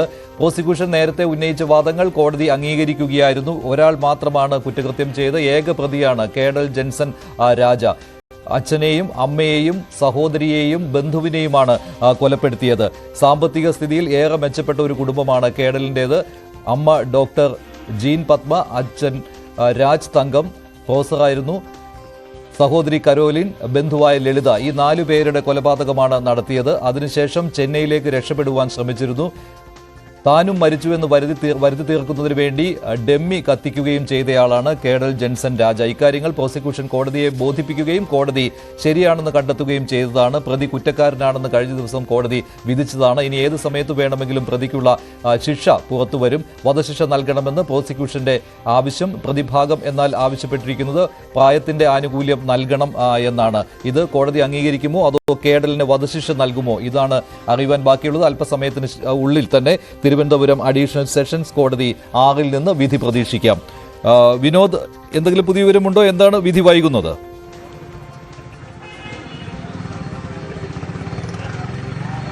മഞ്ജുഷ്, ഒരുപക്ഷെ കുറച്ചുകൂടി കഴിഞ്ഞായിരിക്കും ഈ അന്തിമ വിധിയുടെ പ്രഖ്യാപനം ഉണ്ടാകുക. കേസിൽ കുറ്റക്കാരനാണെന്ന് കഴിഞ്ഞ ദിവസം കണ്ടെത്തിയിരുന്നു. ഇന്നിപ്പോൾ ഈ ശിക്ഷ പറയും മുൻപ് വാദിവിഭാഗത്തിൻ്റെയും പ്രതിഭാഗത്തിൻ്റെയും വാദങ്ങളാണ് കേട്ടത്. പരമാവധി ശിക്ഷ നൽകാൻ ആവശ്യപ്പെടുമെന്ന് കഴിഞ്ഞ ദിവസം തന്നെ പ്രോസിക്യൂട്ടർ വ്യക്തമാക്കിയിരുന്നതാണ്. പ്രതിഭാഗമാകട്ടെ ഇതിൽ പല കാര്യങ്ങളും അത് പോലീസ് കെട്ടിച്ചമച്ചതാണ്, പോലീസിന്റെ കഥയ്ക്കനുസരിച്ച് ഒന്നാം സാക്ഷി മൊഴി പറഞ്ഞു, അതോടൊപ്പം തന്നെ വ്യാജമായ മെഡിക്കൽ സർട്ടിഫിക്കറ്റാണ് ഹാജരാക്കിയത് തുടങ്ങിയ വാദങ്ങളാണ് ഉന്നയിച്ചത്. മാത്രമല്ല പ്രതിക്ക് മാനസിക പരിവർത്തനത്തിനുള്ള അവസരം നൽകണം, കുറഞ്ഞ ശിക്ഷ നൽകണം തുടങ്ങിയ കാര്യങ്ങൾ ഉന്നയിച്ചു. പക്ഷേ ഇന്നും പ്രോസിക്യൂഷൻ വാദത്തിനിടയിൽ ഉന്നയിച്ച കാര്യങ്ങൾ വിശ്വാസം, അതായത് കുടുംബാംഗങ്ങളാണ്, ഒരേ വീട്ടിലുള്ള ആളുകളാണ്, തന്നിൽ അർപ്പിച്ച വിശ്വാസത്തെ മുതലെടുത്ത് ഈ കൊലപാതകം നടത്തി എന്ന കാര്യമാണ് പ്രോസിക്യൂട്ടർ ഇന്നും വാദമായി മുന്നോട്ട് വെച്ചത്. മാത്രമല്ല ഒരു കോഴ്സ് പഠിക്കുന്നതുമായി ബന്ധപ്പെട്ട തർക്കമുണ്ടായെങ്കിൽ, അതായത് ഈ +2 കഴിഞ്ഞ് മറ്റ് വീട്ടിലെ എല്ലാവരും ഡോക്ടർമാരോ അല്ലെങ്കിൽ ഉന്നത പഠനം നേടിയ ആളുകളോ ആണ്. കേഡലിന് മാത്രം ആ നിലയിലേക്ക് ഉയരാൻ കഴിഞ്ഞില്ല.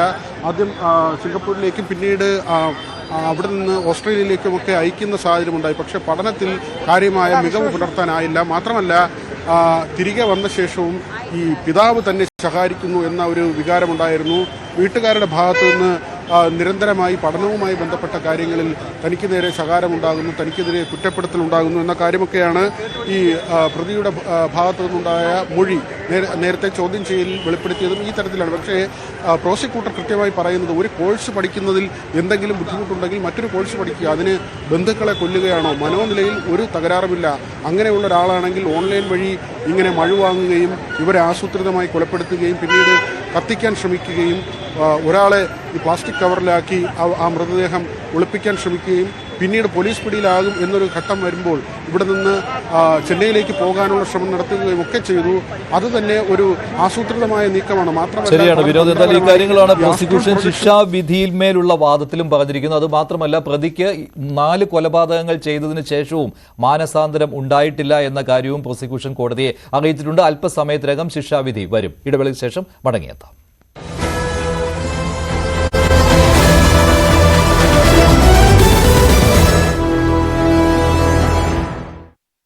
ഓപ്പറേഷൻ വിജയ് മുതൽ ഓപ്പറേഷൻ സിന്ദൂർ വരെ പാകിസ്ഥാനെതിരായ ഇന്ത്യയുടെ സൈനിക പ്രവർത്തനങ്ങൾ വികസിച്ച വഴികളൊന്ന് പരിശോധിക്കാം.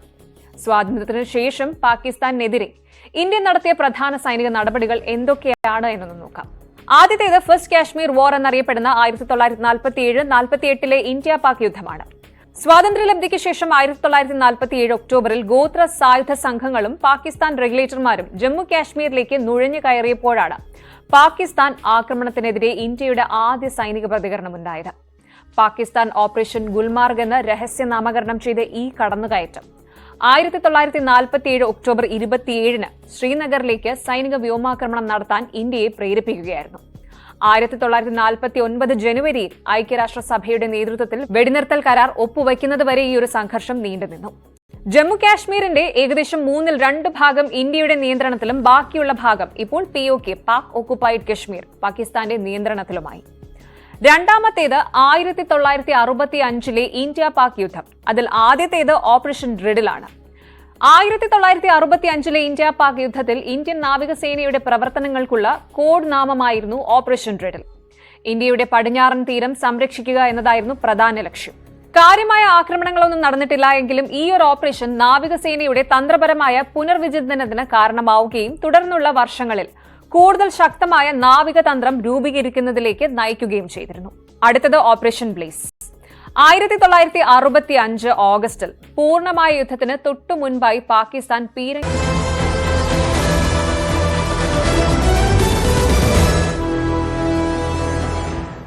തിരുവനന്തപുരം നന്ദൻകോട് 8 വർഷങ്ങൾക്ക് മുൻപ് നടന്ന കൊലപാതകത്തിൽ കൂട്ടക്കൊലപാതകത്തിൽ അല്പസമയത്തിനകം പ്രതിക്കുള്ള ശിക്ഷാവിധി വരികയാണ്. ഏക പ്രതിയായ കേഡൽ ജെൻസൺ രാജയ്ക്കുള്ള ശിക്ഷ എന്തായിരിക്കും എന്ന കാര്യത്തിൽ അല്പസമയത്തിനകം തിരുവനന്തപുരം അഡീഷണൽ സെഷൻസ് കോടതി 6 നിന്ന് നിർണായകമായ വിധി വരാൻ പോവുകയാണ്. പ്രോസിക്യൂഷൻ ആവശ്യപ്പെട്ടിരിക്കുന്നത് പ്രതിക്ക് വധശിക്ഷ നൽകണം എന്നാണ്. നേരത്തെ പ്രോസിക്യൂഷന്റെ വാദങ്ങൾ കോടതി അംഗീകരിച്ചിരുന്നു.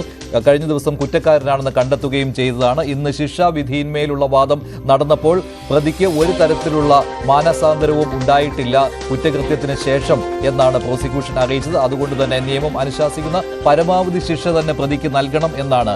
അപൂർവങ്ങളിൽ അപൂർവമായ കേസായിട്ട് പരിഗണിക്കണം എന്നാണ് കോടതിയോട് പ്രോസിക്യൂഷൻ ആവശ്യപ്പെട്ടിരിക്കുന്നത്. ഈ വാദം കോടതി അംഗീകരിക്കുമോ എന്നുള്ളതാണ് അല്പസമയത്തിനകം അറിയാൻ ഉള്ളത്. അച്ഛൻ, അമ്മ, സഹോദരി, ബന്ധു 4 പേരെയാണ് 2017 ഏപ്രിലിൽ കേഡൽ ജെൻസൺ രാജ കൊലപ്പെടുത്തിയത്. സ്വന്തം വീട്ടിൽ വെച്ചായിരുന്നു ഈ കൊലപാതകം നടത്തിയത്. അതിനുശേഷം മൃതദേഹങ്ങൾ കത്തിക്കുവാനും ശ്രമിച്ചു.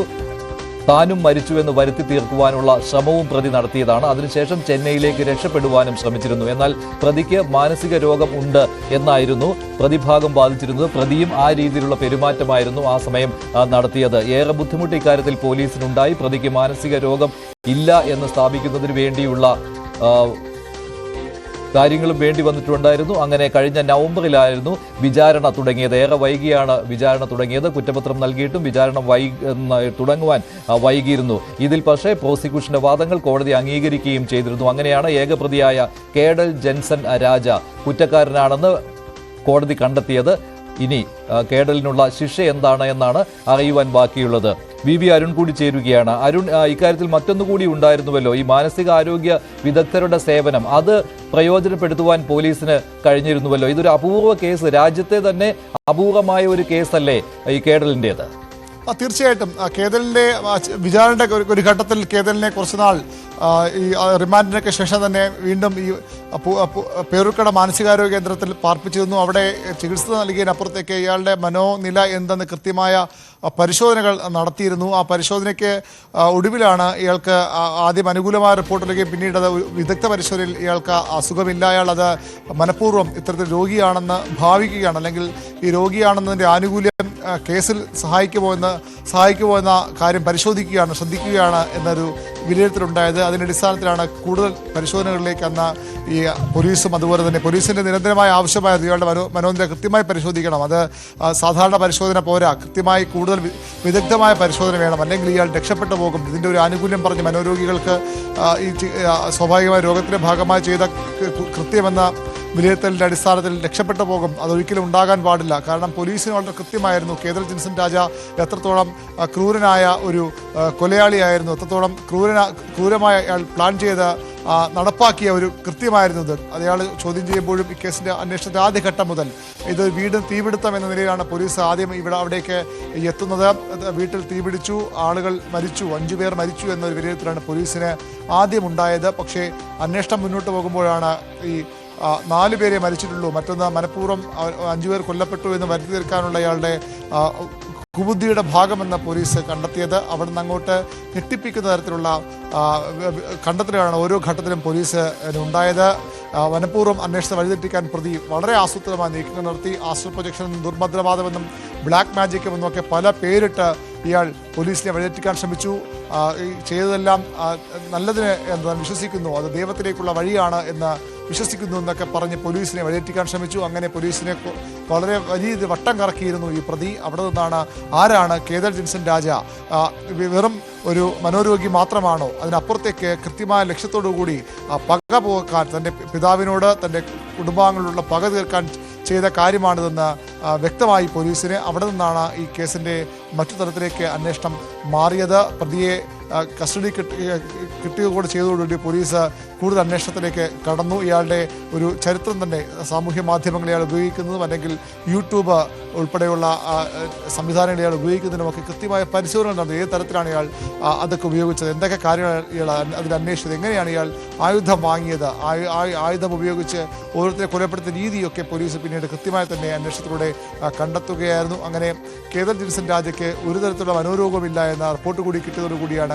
കോടതിയിൽ പ്രോസിക്യൂഷന് കാര്യങ്ങൾ കൂടുതൽ എളുപ്പമായത്. എന്തായാലും വിധിക്കായി കാത്തിരിക്കാം. അല്പസമയത്തിനുള്ളിൽ ശിക്ഷാവിധി തിരുവനന്തപുരം അഡീഷണൽ സെഷൻസ് കോടതി 6 നിന്ന് ഉണ്ടാകും. വിധി വരുമ്പോൾ ആ വാർത്തയിലേക്ക് തിരികെ എത്താം. മറ്റു വാർത്തകളിലേക്ക്. ഗതാഗത നിയമ ലംഘനത്തിനുള്ള പിഴ അടയ്ക്കണമെന്ന് വ്യാജ സന്ദേശത്തിലൂടെ ആവശ്യപ്പെട്ടുകൊണ്ടുള്ള സൈബർ തട്ടിപ്പ്. വാട്സാപ്പ് സന്ദേശത്തിലെ ലിങ്ക് ഓപ്പൺ ചെയ്യുന്നവരുടെ ഫോൺ ഹാക്ക് ചെയ്താണ് തട്ടിപ്പ് നടക്കുന്നത്. സംസ്ഥാനത്ത് നിരവധി പേർ ഈ വിധം തട്ടിപ്പിന് ഇരയായിട്ടുണ്ട്. ഇതെനിക്ക് വാട്സപ്പിൽ പരിവാറിൻ്റെ ഇത് വന്നതാ. അപ്പോൾ ഇതിൽ വണ്ടി നമ്പർ ഡീറ്റെയിൽ കിടത്തപ്പോൾ ഇതിൻ്റെ അടിയിൽ ഒരു APK എന്നൊരു ഫയലുണ്ടായിരുന്നു. അപ്പോൾ അത് ഞാൻ ഈ സമൻസിൻ്റെ വെച്ചിട്ട് അത് ജസ്റ്റ് ഒന്ന് ഓപ്പൺ ആക്കി നോക്കിയതാ. അപ്പോൾ അത് ഓപ്പൺ ആവണമെങ്കിൽ ഇൻസ്റ്റാൾ ചെയ്യുന്നത് കാണിച്ചു. അപ്പോൾ ഇൻസ്റ്റാൾ ചെയ്തതാ. അപ്പോൾ ഇൻസ്റ്റാൾ ചെയ്തപ്പോൾ അത് ഒരു ടൈമർ പോലെ ഇങ്ങനെ സ്റ്റക്ക് കാണിച്ചു. അപ്പോൾ ഞാൻ എന്ത് ചെയ്തു, നോർമലായിട്ട് ബാക്ക് അടിച്ചിട്ട് ക്യാൻസൽ ചെയ്തിട്ട് ഇതാക്കി. പക്ഷേ എൻ്റെ അക്കൗണ്ടിൽ നിന്ന് പൈസ പോയി. ഒരു 26,595 രൂപ എൻ്റെ അക്കൗണ്ടിൽ നിന്ന് പിടിച്ചു. 26,000 രൂപ നഷ്ടപ്പെട്ട തൃശൂർ സ്വദേശിയുടെ അനുഭവമാണിത്. തിരുവനന്തപുരം ജില്ലയിൽ ഉൾപ്പെടെ 100ഓളം പേർ ഇതിനകം തട്ടിപ്പിനിരയായി. വാഹൻ പരിവാഹൻ എന്ന ആപ്പിൽ നിന്നുള്ള സന്ദേശമായാണ് വ്യാജ സന്ദേശം എത്തുക. ഗതാഗത നിയമലംഘനത്തിനുള്ള പിഴ എന്തെന്ന് നോക്കാൻ ആപ്പ് തുറന്നാൽ പണി പാളും. വളരെ സങ്കടകരമായ അവസ്ഥയാണ്.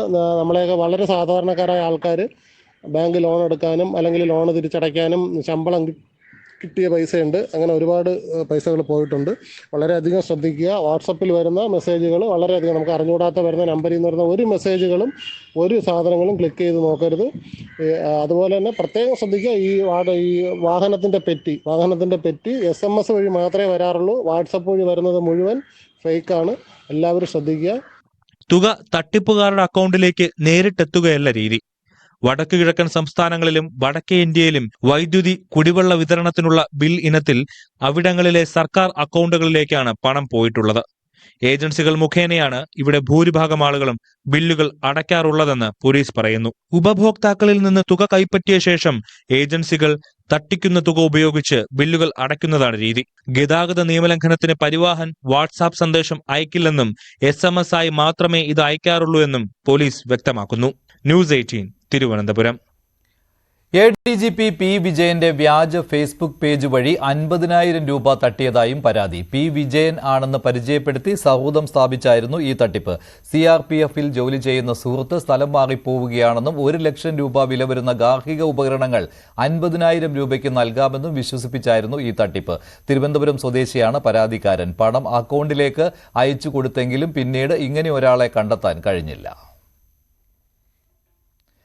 സൗന്ദര്യവർദ്ധക ചികിത്സാ പിഴവിന് ആരോപണം നേരിടുന്ന ക്ലിനിക്കിന്റെ ലൈസൻസ് ആരോഗ്യവകുപ്പ് റദ്ദാക്കി. ചികിത്സാ പിഴവ് ഉണ്ടായിട്ടില്ലെന്ന മെഡിക്കൽ ബോർഡിന്റെ റിപ്പോർട്ടും ആരോഗ്യവകുപ്പ് തള്ളിക്കളഞ്ഞു.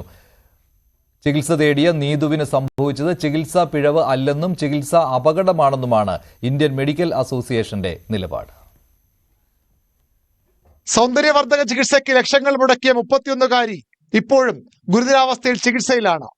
ക്ലിനിക്കിനെതിരെ ആരോപണം ശക്തമാകുന്നതിനിടെയായിരുന്നു ജില്ലാ medical officer clinical establishment license പുതുക്കി നൽകിയത്. വിവാദമായതോടെ ലൈസൻസ് റദ്ദ് ചെയ്തു.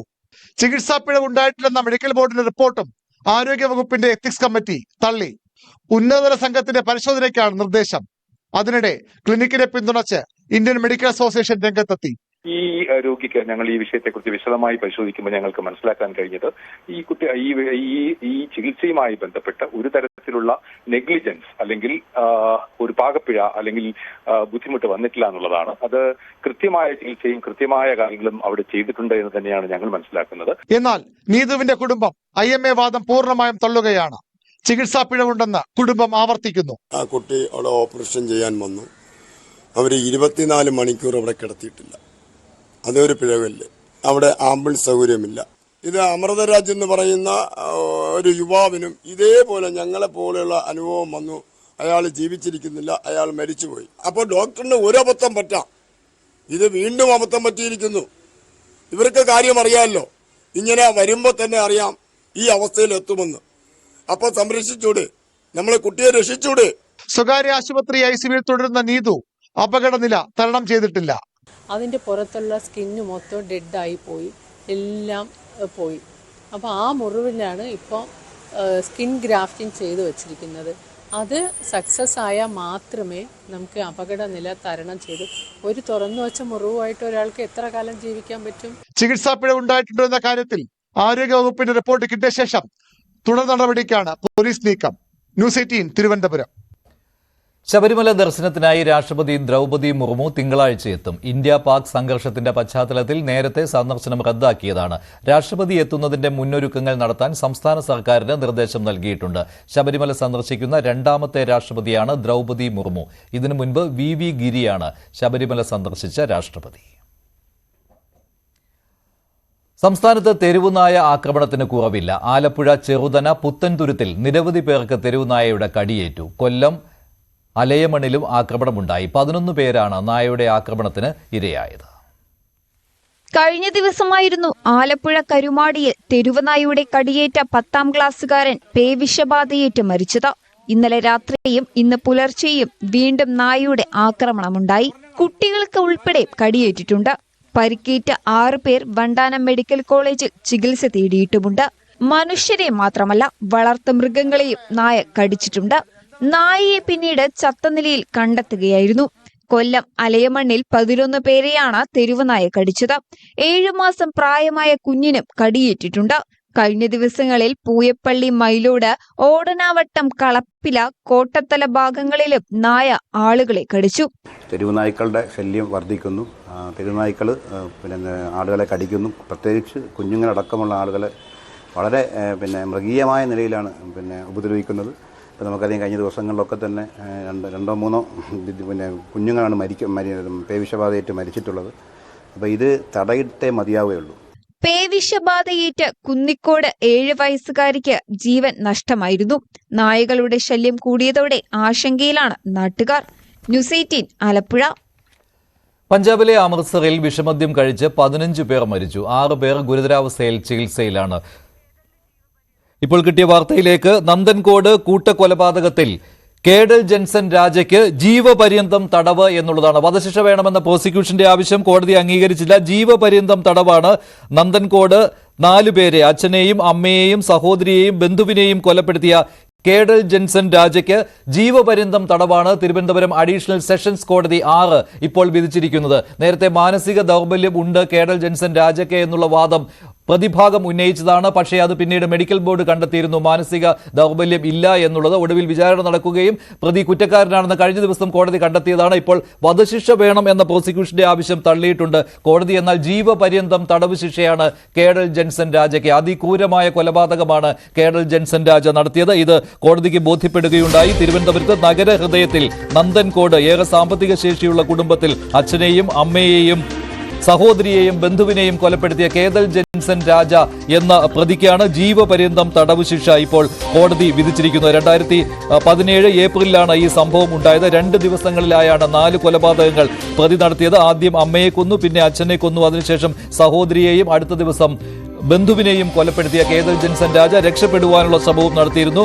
സ്വയം മരിച്ചു എന്ന് വരുത്തി തീർക്കുവാനുള്ള ശ്രമവും നടത്തിയിരുന്നു. മൃതദേഹങ്ങൾ കത്തിച്ചിരുന്നു, വീടിന് തീപിടിച്ചിരുന്നു. VV വിനോദ് ചേരുകയാണ് കൂടുതൽ വിവരങ്ങളുമായി. വിനോദ്, വധശിക്ഷ ആവശ്യപ്പെട്ടിരുന്നുവല്ലോ പ്രോസിക്യൂഷൻ, പക്ഷേ ജീവപര്യന്തമാണ് കിട്ടിയിരിക്കുന്നത്. എന്തൊക്കെയാണ് മറ്റു വിവരങ്ങൾ?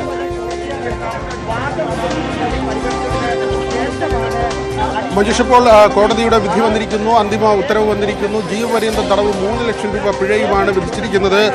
4 പേരെ കൊലപ്പെടുത്തിയ കേസാണ്. ഇതിൽ വലിയ വാദപ്രതിവാദമാണ് ഇതുവരെ കോടതി മുറിയിൽ ഉണ്ടായത്. നേരത്തെ മാനസിക പ്രശ്നങ്ങളുണ്ട് എന്നതിൻ്റെ പേരിൽ 2017 നടന്ന സംഭവത്തിൽ കഴിഞ്ഞ നവംബർ വരെ വിചാരണ തടസ്സപ്പെട്ടിരുന്നു. വിചാരണ തടവുകാരനായി കഴിയുകയായിരുന്നു ജൻസൺ കേഡൽ രാജ. ഇപ്പോൾ ഈ വിധി വന്നിരിക്കുന്നു. സുപ്രധാനമായ വിധിയാണ്. ഏറെ പ്രമാദമായ കേസിലാണ് ഇപ്പോൾ ഇങ്ങനെ ജീവപര്യന്തം തടവും അതോടൊപ്പം തന്നെ 3 ലക്ഷം രൂപ പിഴയും നൽകിക്കൊണ്ടുള്ള കോടതിയുടെ ഏറ്റവും പ്രധാനപ്പെട്ട ഒരു വിധി വന്നിരിക്കുന്നത്. ഇതിൽ ക്യാപിറ്റൽ പണിഷ്മെന്റ്, അതായത് തൂക്കുകയർ നൽകണമെന്നതായിരുന്നു പ്രോസിക്യൂഷന്റെ ആവശ്യം. വിശ്വസിച്ചവരെ, തന്റെ ഒപ്പം താമസിച്ചവരെ, കുടുംബാംഗങ്ങളെയാണ് കൊലപ്പെടുത്തിയത്, വിശ്വാസം മുതലെടുക്കുകയായിരുന്നു തുടങ്ങിയ വാദങ്ങൾ ഉന്നയിച്ചു. അപൂർവങ്ങളിൽ അപൂർവമായ കേസായി പരിഗണിക്കണമെന്ന വാദമായിരുന്നു. ഏതായിരുന്നാലും കോടതി ഈ കേസിന്റെ എല്ലാ വശങ്ങളും ഇഴകീറി പരിശോധിച്ചുകൊണ്ടാണ് ഇത്തരത്തിലൊരു വിധി പുറപ്പെടുവിച്ചിരിക്കുന്നത്.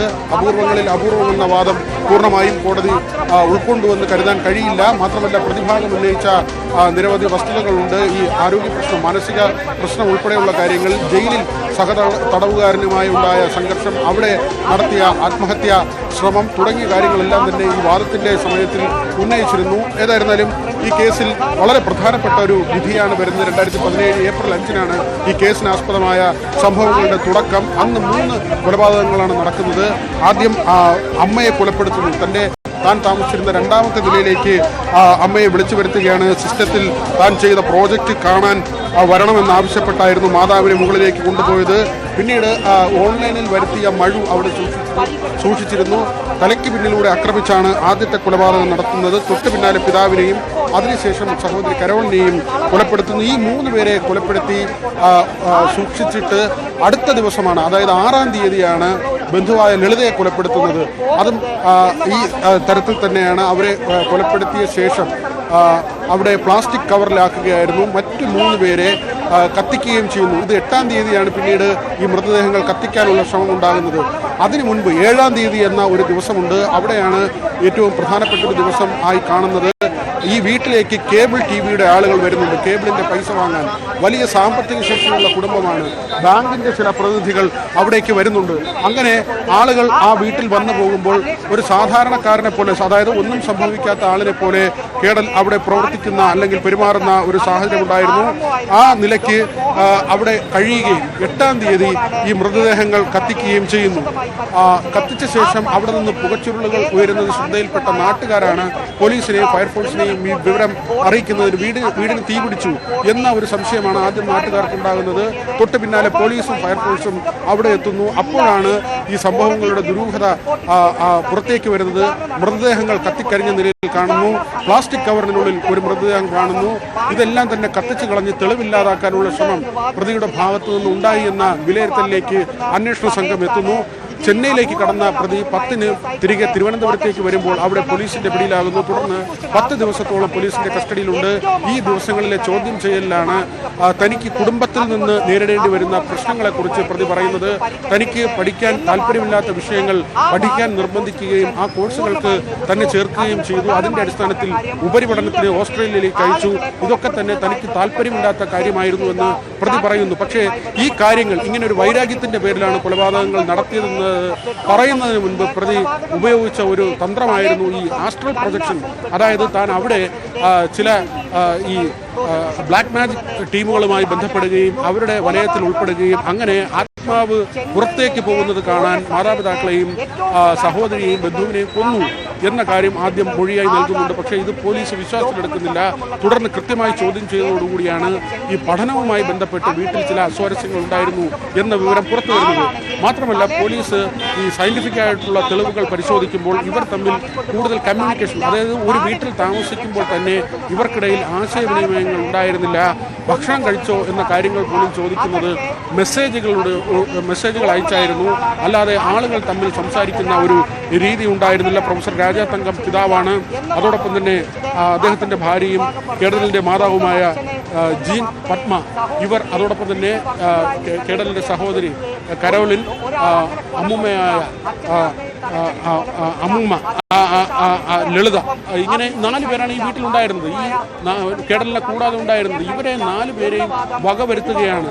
അതെല്ലാം തന്നെ ഈ പഠനവുമായി ബന്ധപ്പെട്ട കാര്യത്തിലാണ്. അച്ഛനോട് തനിക്ക് വളരെയധികം നീരസമുണ്ടായിരുന്നു. അദ്ദേഹമാകട്ടെ മകൻ നല്ല രീതിയിൽ പഠിക്കുന്നില്ല എന്നത് അദ്ദേഹത്തെ അലോസരപ്പെടുത്തിയിരുന്നു. അച്ഛൻ റിട്ടയർഡായ ശേഷം വലിയ തോതിൽ മദ്യപിക്കുമായിരുന്നു എന്ന് കേടൽ പറയുന്നുണ്ട്. ഇങ്ങനെ ഈ വീട്ടിനുള്ളിൽ നടന്ന പ്രശ്നങ്ങൾ, വീട്ടുകാർക്കിടയിൽ ഉണ്ടായ അസ്വാരസ്യങ്ങൾ അല്ലെങ്കിൽ സ്വരച്ചേർച്ച ഇല്ലായ്മ, ഇതെല്ലാം തന്നെ ഈ കൊലപാതകങ്ങളിലേക്ക് നയിച്ചു എന്നൊരു കണ്ടെത്തലിലേക്കാണ് പോലീസ് എത്തുന്നത്. ഈ ആസ്ട്രൽ പ്രൊജക്ഷൻ എന്നത് കെട്ടുകഥയാണെന്നുള്ളത് പോലീസ് കണ്ടെത്തുകയും ചെയ്തു. ഏതായിരുന്നാലും ശക്തമായ വാദപ്രതിവാദം അതിനുശേഷമാണ് ഇപ്പോൾ ഇങ്ങനെ ഒരു വിധി വരുന്നത്. ജീവപര്യന്തം തടവും അതോടൊപ്പം തന്നെ 3 ലക്ഷം രൂപ പിഴയും. ഇപ്പോഴും കോടതിയിൽ വിധി പ്രസ്താവത്തിന്റെ ഭാഗങ്ങൾ തുടരുകയാണ്. കൂടുതൽ വിവരങ്ങൾ അല്പസമയത്തിനുള്ളിൽ പുറത്തു വരും. ശരിയാണ്. പ്രോസിക്യൂഷന്റെ പ്രതികരണം കൂടി ഇക്കാര്യത്തിൽ നിർണായകമാണ്. വധശിക്ഷ പ്രോസിക്യൂഷൻ ആവശ്യപ്പെട്ടതാണ്. അപൂർവങ്ങളിൽ അപൂർവമായ കേസായി പരിഗണിക്കണമെന്നായിരുന്നു പ്രോസിക്യൂഷന്റെ ഇന്നത്തെ വാദം. ശിക്ഷാവിധിയിൽ വാദം നടക്കുന്ന സമയത്ത് പ്രോസിക്യൂഷൻ അങ്ങനെയാണ് ആവശ്യപ്പെട്ടിരുന്നത്. എന്നാൽ ജീവപര്യന്തം തടവ് ശിക്ഷയാണ് കിട്ടിയത്. കൊടും ക്രൂരനായ കേഡൽ ജെൻസൺ രാജയ്ക്ക് ജീവപര്യന്തം തടവ് ശിക്ഷയും 15 ലക്ഷം രൂപ പിഴയുമാണ് തിരുവനന്തപുരം അഡീഷണൽ സെഷൻസ് കോടതി 6 വിധിച്ചിരിക്കുന്നത്. വി അരുൺ കൂടി ചേരുകയാണ്. അരുൺ, ഇതിൽ പ്രോസിക്യൂഷൻ വധശിക്ഷ ആവശ്യപ്പെട്ടു എങ്കിൽ പോലും ജീവപര്യന്തമാണ്. ഇത് ഒരു അപ്പീലിനുള്ള സാധ്യത കാണുന്നുണ്ടോ പ്രോസിക്യൂഷന്റെ ഭാഗത്ത് നിന്ന്? അല്പസമയത്തിനകം അത് വ്യക്തമാകും. ഏതായാലും പ്രോസിക്യൂഷൻ മുന്നോട്ട് വച്ച ആവശ്യമല്ല കോടതി ആ രൂപത്തിൽ അംഗീകരിച്ചിരിക്കുന്നത്.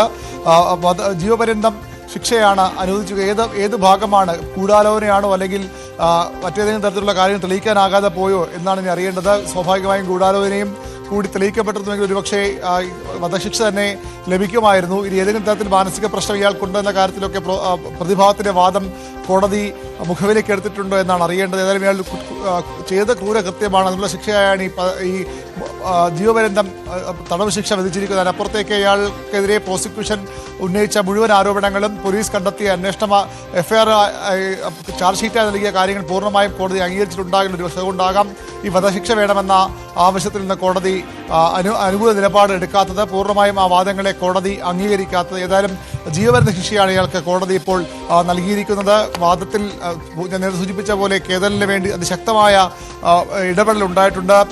സാധാരണഗതി ഇത്തരം ക്രൂരമായ കൊലപാതകം ചെയ്യുന്നവർക്ക് അത്രയധികം പിന്തുണ ലഭിക്കാമെങ്കിൽ പോലും കേദലിനെ എങ്ങനെയും പുറത്തെത്തിക്കണമെന്ന വാശി ചിലർക്കുണ്ടായിരുന്നു. അതിന്റെ ഭാഗമായ നീക്കങ്ങൾ നടന്നിട്ടുണ്ട്. അതുകൊണ്ടാകാം ഒരുപക്ഷെ ഈ വധശിക്ഷ വേണമെന്നൊരു വാദം കോടതി ആ രൂപത്തിൽ അംഗീകരിക്കാത്തത്. പക്ഷേ മഞ്ജു സൂചിപ്പിച്ച ഒരുപക്ഷെ വീണ്ടും ഈ പ്രോസിക്യൂഷൻ അപ്പീലിൽ പോകാനുള്ള സാധ്യത തള്ളിക്കളയാനാകില്ല. അല്ലെങ്കിൽ ഇപ്പോൾ കോടതി നടപടിക്രമങ്ങളിൽ പൂർണ്ണമായും പ്രോസിക്യൂഷൻ തൃപ്തരാണോ എന്ന കാര്യമാണ് ഇനി അറിയേണ്ടത്. അല്പസമയത്തിനകം സ്പെഷ്യൽ പബ്ലിക് പ്രോസിക്യൂട്ടറും അഭിഭാഷക സംഘവും പുറത്തേക്ക് വരും, മാധ്യമങ്ങളോട് പ്രതികരിക്കുമെന്നാണ് മനസ്സിലാക്കുന്നത്. Special prosecutor advocate Dileep Sathyan ഇപ്പോൾ ടെലിഫോൺ ലൈനിൽ പ്രതികരിക്കുന്നുണ്ട്. ശ്രീ ദിലീപ് സത്യൻ, പ്രോസിക്യൂഷൻ പൂർണ്ണ തൃപ്തിയിലാണോ ഈ വിധിയിൽ? തീർച്ചയായിട്ടും. ഇതിപ്പം റയറസ്റ്റ് ഓഫ് റയറിന്റെ ഒത്തിരി ക്രൈറ്റീരിയ അതിനകത്ത് വരുന്നുണ്ട്. അപ്പൊ അങ്ങനെയുള്ള ഒരു കാറ്റഗറി നോക്കുമ്പോഴേ ഇവിടെ ഒരു ഡെത്ത് തന്നിട്ട് ഇനി ഹൈക്കോടതിയിലും മേൽക്കോടതിയിൽ പോകുമ്പോഴേ തിരിച്ചു വരുന്നതിനേക്കാളും നല്ലത്. ഇവിടെ ജില്ലാ കോടതി ഇപ്പൊ ഫൈൻഡ് ചെയ്തിരിക്കുന്നത് 4 ഹെഡില് ജീവപര്യന്തമായിട്ടാണ് 4 പേർക്കുള്ളത്. അതിൽ ഇത് കോമ്പൻസേഷൻ 3 ലക്ഷം രൂപ ഇത് ഓർഡർ ചെയ്തിട്ടുണ്ട്. 436 വീട് തീ കത്തിച്ചതിന് 7 വർഷത്തെ തടവും 201 അനുസരിച്ച് തെളിവ് നശിപ്പിച്ചതിന് 5 വർഷം. അപ്പൊ ഇതിനകത്തൊരു വിധിക്കത്തുള്ളൊരു പ്രത്യേകത എന്ന് പറഞ്ഞാൽ ഈ വീട് തീ കത്തിച്ചതിനുള്ള 7 വർഷവും 5 വർഷത്തെ തടവും കൺസിക്യൂട്ടീവ്ലി രണ്ടായിട്ടേ പോകത്തുള്ളൂ. അപ്പം 7, 5, 12 വർഷത്തെ തടവ് ആദ്യം വരുന്നുണ്ട്. ഈ 12 വർഷത്തെ തടവ് അനുഭവിച്ചതിന് ശേഷം മാത്രമേ ലൈഫ് ഇംപ്രസൺമെന്റ് സ്റ്റാർട്ട് ചെയ്യുള്ളൂ. അപ്പൊ ഇൻ എഫക്ട് ഏകദേശം ഒരു 25-26 ഇയേഴ്സ് ഇംപ്രസൺമെന്റ് കിട്ടുന്നതിന് തുല്യമായിട്ടാണ് വന്നിരിക്കുന്നത്. ഇതിൽ പ്രായം കൂടി പരിഗണിച്ചുകൊണ്ടാവാം ഇല്ലേ വധശിക്ഷയിൽ നിന്ന് ഒഴിവാക്കി? തീർച്ചയായിട്ടും. ഇതിൽ എത്രമാത്രം ബുദ്ധിമുട്ട് ഉണ്ടായിരുന്നു പ്രോസിക്യൂഷൻ ഈ കേസ് ജയിച്ചെടുക്കുന്നതിന് വേണ്ടി? കാരണം പ്രതി മാനസിക രോഗിയാണ് എന്ന രീതിയിലുള്ള ഒരു കാര്യമായിരുന്നുവല്ലോ തുടക്കം മുതൽ ഉണ്ടായിരുന്നത്. അല്ല, ഡെത്ത് സെന്റൻസിനകത്ത് പ്രൈമറി ആയിട്ട് മെയിൻ ആയിട്ടും വന്നിട്ടുള്ളത് ഈ വക പ്രശ്നങ്ങളായിരിക്കാൻ തന്നെയാണ് സാധ്യത. കാരണം മാനസിക പ്രശ്നമുള്ള ഒരാളാണ്, ചികിത്സ തുറന്നുകൊണ്ടിരിക്കുകയാണ്. അതുപോലെ ഏജ് എന്നുള്ളൊരു ഫാക്ടറും കോടതി കണ്ടിട്ടുണ്ടായിരിക്കും. പക്ഷേ ജഡ്ജ്മെന്റ് കോപ്പി ഇതുവരെ കിട്ടിയിട്ടില്ല. അപ്പൊ അതുകൊണ്ട് അതിനെക്കുറിച്ചൊന്നും പ്രതികരിക്കുന്നില്ല ഇപ്പോൾ. പക്ഷെ അത് മെഡിക്കൽ ബോർഡ് കണ്ടെത്തിയിരുന്നുവല്ലോ മാനസിക രോഗമില്ല എന്ന്. അല്ല, മാനസിക രോഗത്തിന് ചികിത്സയിലുണ്ടായിരുന്നു. പക്ഷെ ആ കൃത്യം ചെയ്ത സമയത്ത് മാനസിക രോഗം ഉണ്ടോ ഇല്ലയോ എന്നുള്ളത് കൺഫേം ചെയ്തിട്ടില്ല. പിഴ എങ്ങനെയാണ്? പിഴയുടെ കാര്യം എങ്ങനെയാണ് ഒന്ന് പറയാമോ? മൊത്തം 15 ലക്ഷം രൂപയാണ് പിഴയായിട്ട് വന്നിട്ടുള്ളത്. 1 സാക്ഷിക്ക് കൊടുക്കാനായിട്ട് ഉത്തരവായിട്ടുണ്ട്. അമ്മാവന് നൽകണം അല്ലേ? അതെ. ഓക്കെ ശരി. പബ്ലിക് പ്രോസിക്യൂട്ടർ ദിലീപ് സത്യനാണ് പ്രതികരിച്ചത്. ഇപ്പോൾ പ്രോസിക്യൂഷൻ ഈ കേസിൽ ജീവപര്യന്തം കിട്ടിയതിൽ തൃപ്തിയുണ്ട്. മേൽക്കോടതിയിലേക്ക് വധശിക്ഷയ്ക്ക് വേണ്ടി പ്രോസിക്യൂഷൻ പോകുന്നില്ല. ജില്ലാ കോടതി ഇപ്പോൾ നൽകിയിരിക്കുന്ന വിധി അത് ജീവപര്യന്തം ശിക്ഷ ഓരോ കൊലപാതകങ്ങൾക്കും പ്രത്യേകമാണ്. അതുമാത്രമല്ല, ആദ്യ 12 വർഷത്തെ ശിക്ഷ അനുഭവിച്ചതിന് ശേഷമായിരിക്കും ജീവപര്യന്തം തുടങ്ങുക. അങ്ങനെ 25 വർഷത്തിലേറെ ശിക്ഷ അനുഭവിക്കേണ്ടി വരും എന്നാണ്. അതുകൊണ്ട് തന്നെ പ്രോസിക്യൂഷന് ഈ ശിക്ഷാവിധിയിൽ തൃപ്തിയാണ് ഉള്ളത്. പ്രായം കൂടി പരിഗണിച്ചും അതുപോലെ തന്നെ മാനസിക വൈകല്യത്തിന് ചികിത്സയിലാണ് എന്നുള്ള കാര്യം കൂടി പരിഗണിച്ചായിരിക്കാം കോടതി വധശിക്ഷയിൽ നിന്ന് ഒഴിവാക്കിയത് എന്നാണ് പ്രോസിക്യൂഷൻ ഇപ്പോൾ കരുതുന്നത്. 15 ലക്ഷം രൂപയാണ് കേഡൽ ജെൻസൺ രാജയ്ക്കുള്ള പിഴ. ഇത് അമ്മാവന് നൽകണം എന്നുള്ളതാണ് ഇപ്പോൾ കോടതി വിധിച്ചിരിക്കുന്നത്. കേഡൽ കൊലപ്പെടുത്തിയ അമ്മയുടെ ആങ്ങളയ്ക്ക് അമ്മാവൻ പ്രധാനപ്പെട്ട സാക്ഷിയായിരുന്നു ഈ കേസിൽ. ഒന്നാം സാക്ഷിയായിരുന്നു അമ്മാവന് നൽകണം ഈ 15 ലക്ഷം രൂപ എന്നാണ് ഇപ്പോൾ കോടതി വിധിച്ചിരിക്കുന്നത്. അരുൺ, ഇതാണ് വിധിയുടെ പ്രധാനപ്പെട്ട ഭാഗം. നമ്മൾ പറഞ്ഞതുപോലെ പ്രോസിക്യൂഷൻ ഈ വിധിയിൽ തൃപ്തിയുള്ളവരാണ്, മേൽക്കോടതിയിലേക്ക് പോകുന്നില്ല എന്നാണല്ലോ. തീർച്ചയായിട്ടും അങ്ങനെ വേണം മനസ്സിലാക്കാൻ. കാരണം പ്രോസിക്യൂഷൻ വധശിക്ഷ നൽകണമെന്ന് ആവശ്യപ്പെട്ടെങ്കിലും തീരെ കുറയാത്ത ശിക്ഷയാണ് ഇയാൾക്ക് ലഭിച്ചതെന്നാണ് ഇതിൽ വ്യക്തമാകുന്നത്. ഇപ്പോൾ ഈ special public prosecutor Dileep Sathyan നമ്മോട് ഈ വിധിയുടെ വിശദാംശങ്ങൾ പറയാനനുസരിച്ചാണെങ്കിൽ 12 വർഷം ആദ്യം ശിക്ഷ അനുഭവിക്കണം. അതായത് 7 വർഷം വീട് കത്തിച്ചത് ശിക്ഷയിൽ രക്ഷപ്പെടാനാണ്. താൻ കൂടി മരിച്ചു എന്ന പൊതുസമൂഹത്തെ ബോധ്യപ്പെടുത്താനാണ്. 5 പേർ മരിച്ചു എന്ന് ബോധ്യപ്പെടുത്താൻ വേണ്ടിയാണ് ഇയാൾ വീട് കത്തിച്ചത്. അത്രയധികം ക്രിമിനൽ ബുദ്ധിയുള്ള ആളാണ്. അങ്ങനെ അതിന് 7 വർഷവും 5 വർഷം ഈ തെളിവ് നശിപ്പിക്കലിനും അങ്ങനെ 12 വർഷം ശിക്ഷ അനുഭവിച്ച ശേഷമാണ് ഈ കൊലപാതകത്തിന് 4 കൊലക്കുറ്റങ്ങൾ 4 ഹെഡായാണ് കോടതി കണ്ടത്. അങ്ങനെ 4 കൊലപാതകങ്ങൾക്കും ജീവപര്യന്തം. അങ്ങനെയാണ് 26 വർഷം ഇയാൾ ശിക്ഷ അനുഭവിക്കേണ്ടത്. മാത്രവുമല്ല, ഈ പിഴ ശിക്ഷ 15 ലക്ഷം രൂപ. ഈ കേസിലെ ഏറ്റവും പ്രധാനപ്പെട്ട സാക്ഷി, ഒന്നാം സാക്ഷിയായ ജോസ്, ഈ കേഡൽ ജെൻസൺ രാജയുടെ അമ്മയുടെ സഹോദരനാണ്. ആ സഹോദരൻ ആണ് ശിക്ഷ പണം നൽകേണ്ടത്. 15 ലക്ഷം രൂപ അദ്ദേഹത്തിനാണ് ഈ പിഴയിൽ നിന്ന് നൽകേണ്ടത്. ഏതായാലും പ്രോസിക്യൂഷൻ പൂർണ്ണ തൃപ്തരാണ് വിധിയിൽ. വധശിക്ഷ ലഭിച്ചെങ്കിൽ പോലും 26 വർഷം ശിക്ഷ ഇയാൾ അനുഭവിക്കേണ്ടി വരും. അതിൽ തന്നെ 12 വർഷം ആദ്യം ശിക്ഷ അനുഭവിക്കണം. ഒരുപക്ഷെ ആ സമയത്ത് ഇയാൾക്ക് ജാമ്യം പോലും ലഭിക്കാത്ത സാഹചര്യം ഉണ്ടാകാം. ആ കാര്യങ്ങൾ കൂടി വ്യക്തമായിട്ടുണ്ട്. ഏതായാലും ഈ ശിക്ഷയുടെ വിശദാംശങ്ങൾ ആദ്യം ന്യൂസ് 8 പുറത്തുവിടുകയാണ്. ന്യൂസ് 8-ലൂടെയാണ് കൃത്യമായ ശിക്ഷാവിധി എന്ത് എന്ന കാര്യത്തിൽ special public prosecutor Dileep Sathyan കാര്യങ്ങൾ വിശദമാക്കിയത്. 26 വർഷം ശിക്ഷ അനുഭവിക്കേണ്ടി വരും. ആദ്യം വീട് കത്തിച്ച് നശിപ്പിക്കാൻ ശ്രമിച്ചതിനും 7 വർഷം, 5 വർഷം തെളിവ് നശിപ്പിക്കൽ. അതിനുശേഷമാകും ഇയാൾ വിവരങ്ങൾ നൽകിയത്. എന്തായാലും നന്ദൻകോട് കൂട്ടക്കൊലപാതകത്തിൽ കൊടുംക്രൂരനായ പ്രതി കേഡൽ ജെൻസൺ രാജയ്ക്ക് ജീവപര്യന്തം തടവും 15 ലക്ഷം രൂപ പിഴയുമാണ് കോടതി വിധിച്ചിരിക്കുന്നത്. ഇതിൽ 12 വർഷം അനുഭവിച്ചതിന് ശേഷമായിരിക്കും ജീവപര്യന്തം തുടങ്ങുക. ഇനി സ്പോട്ട് ലൈവുമായി ടോം കുര്യാക്കോസ് ചേരും.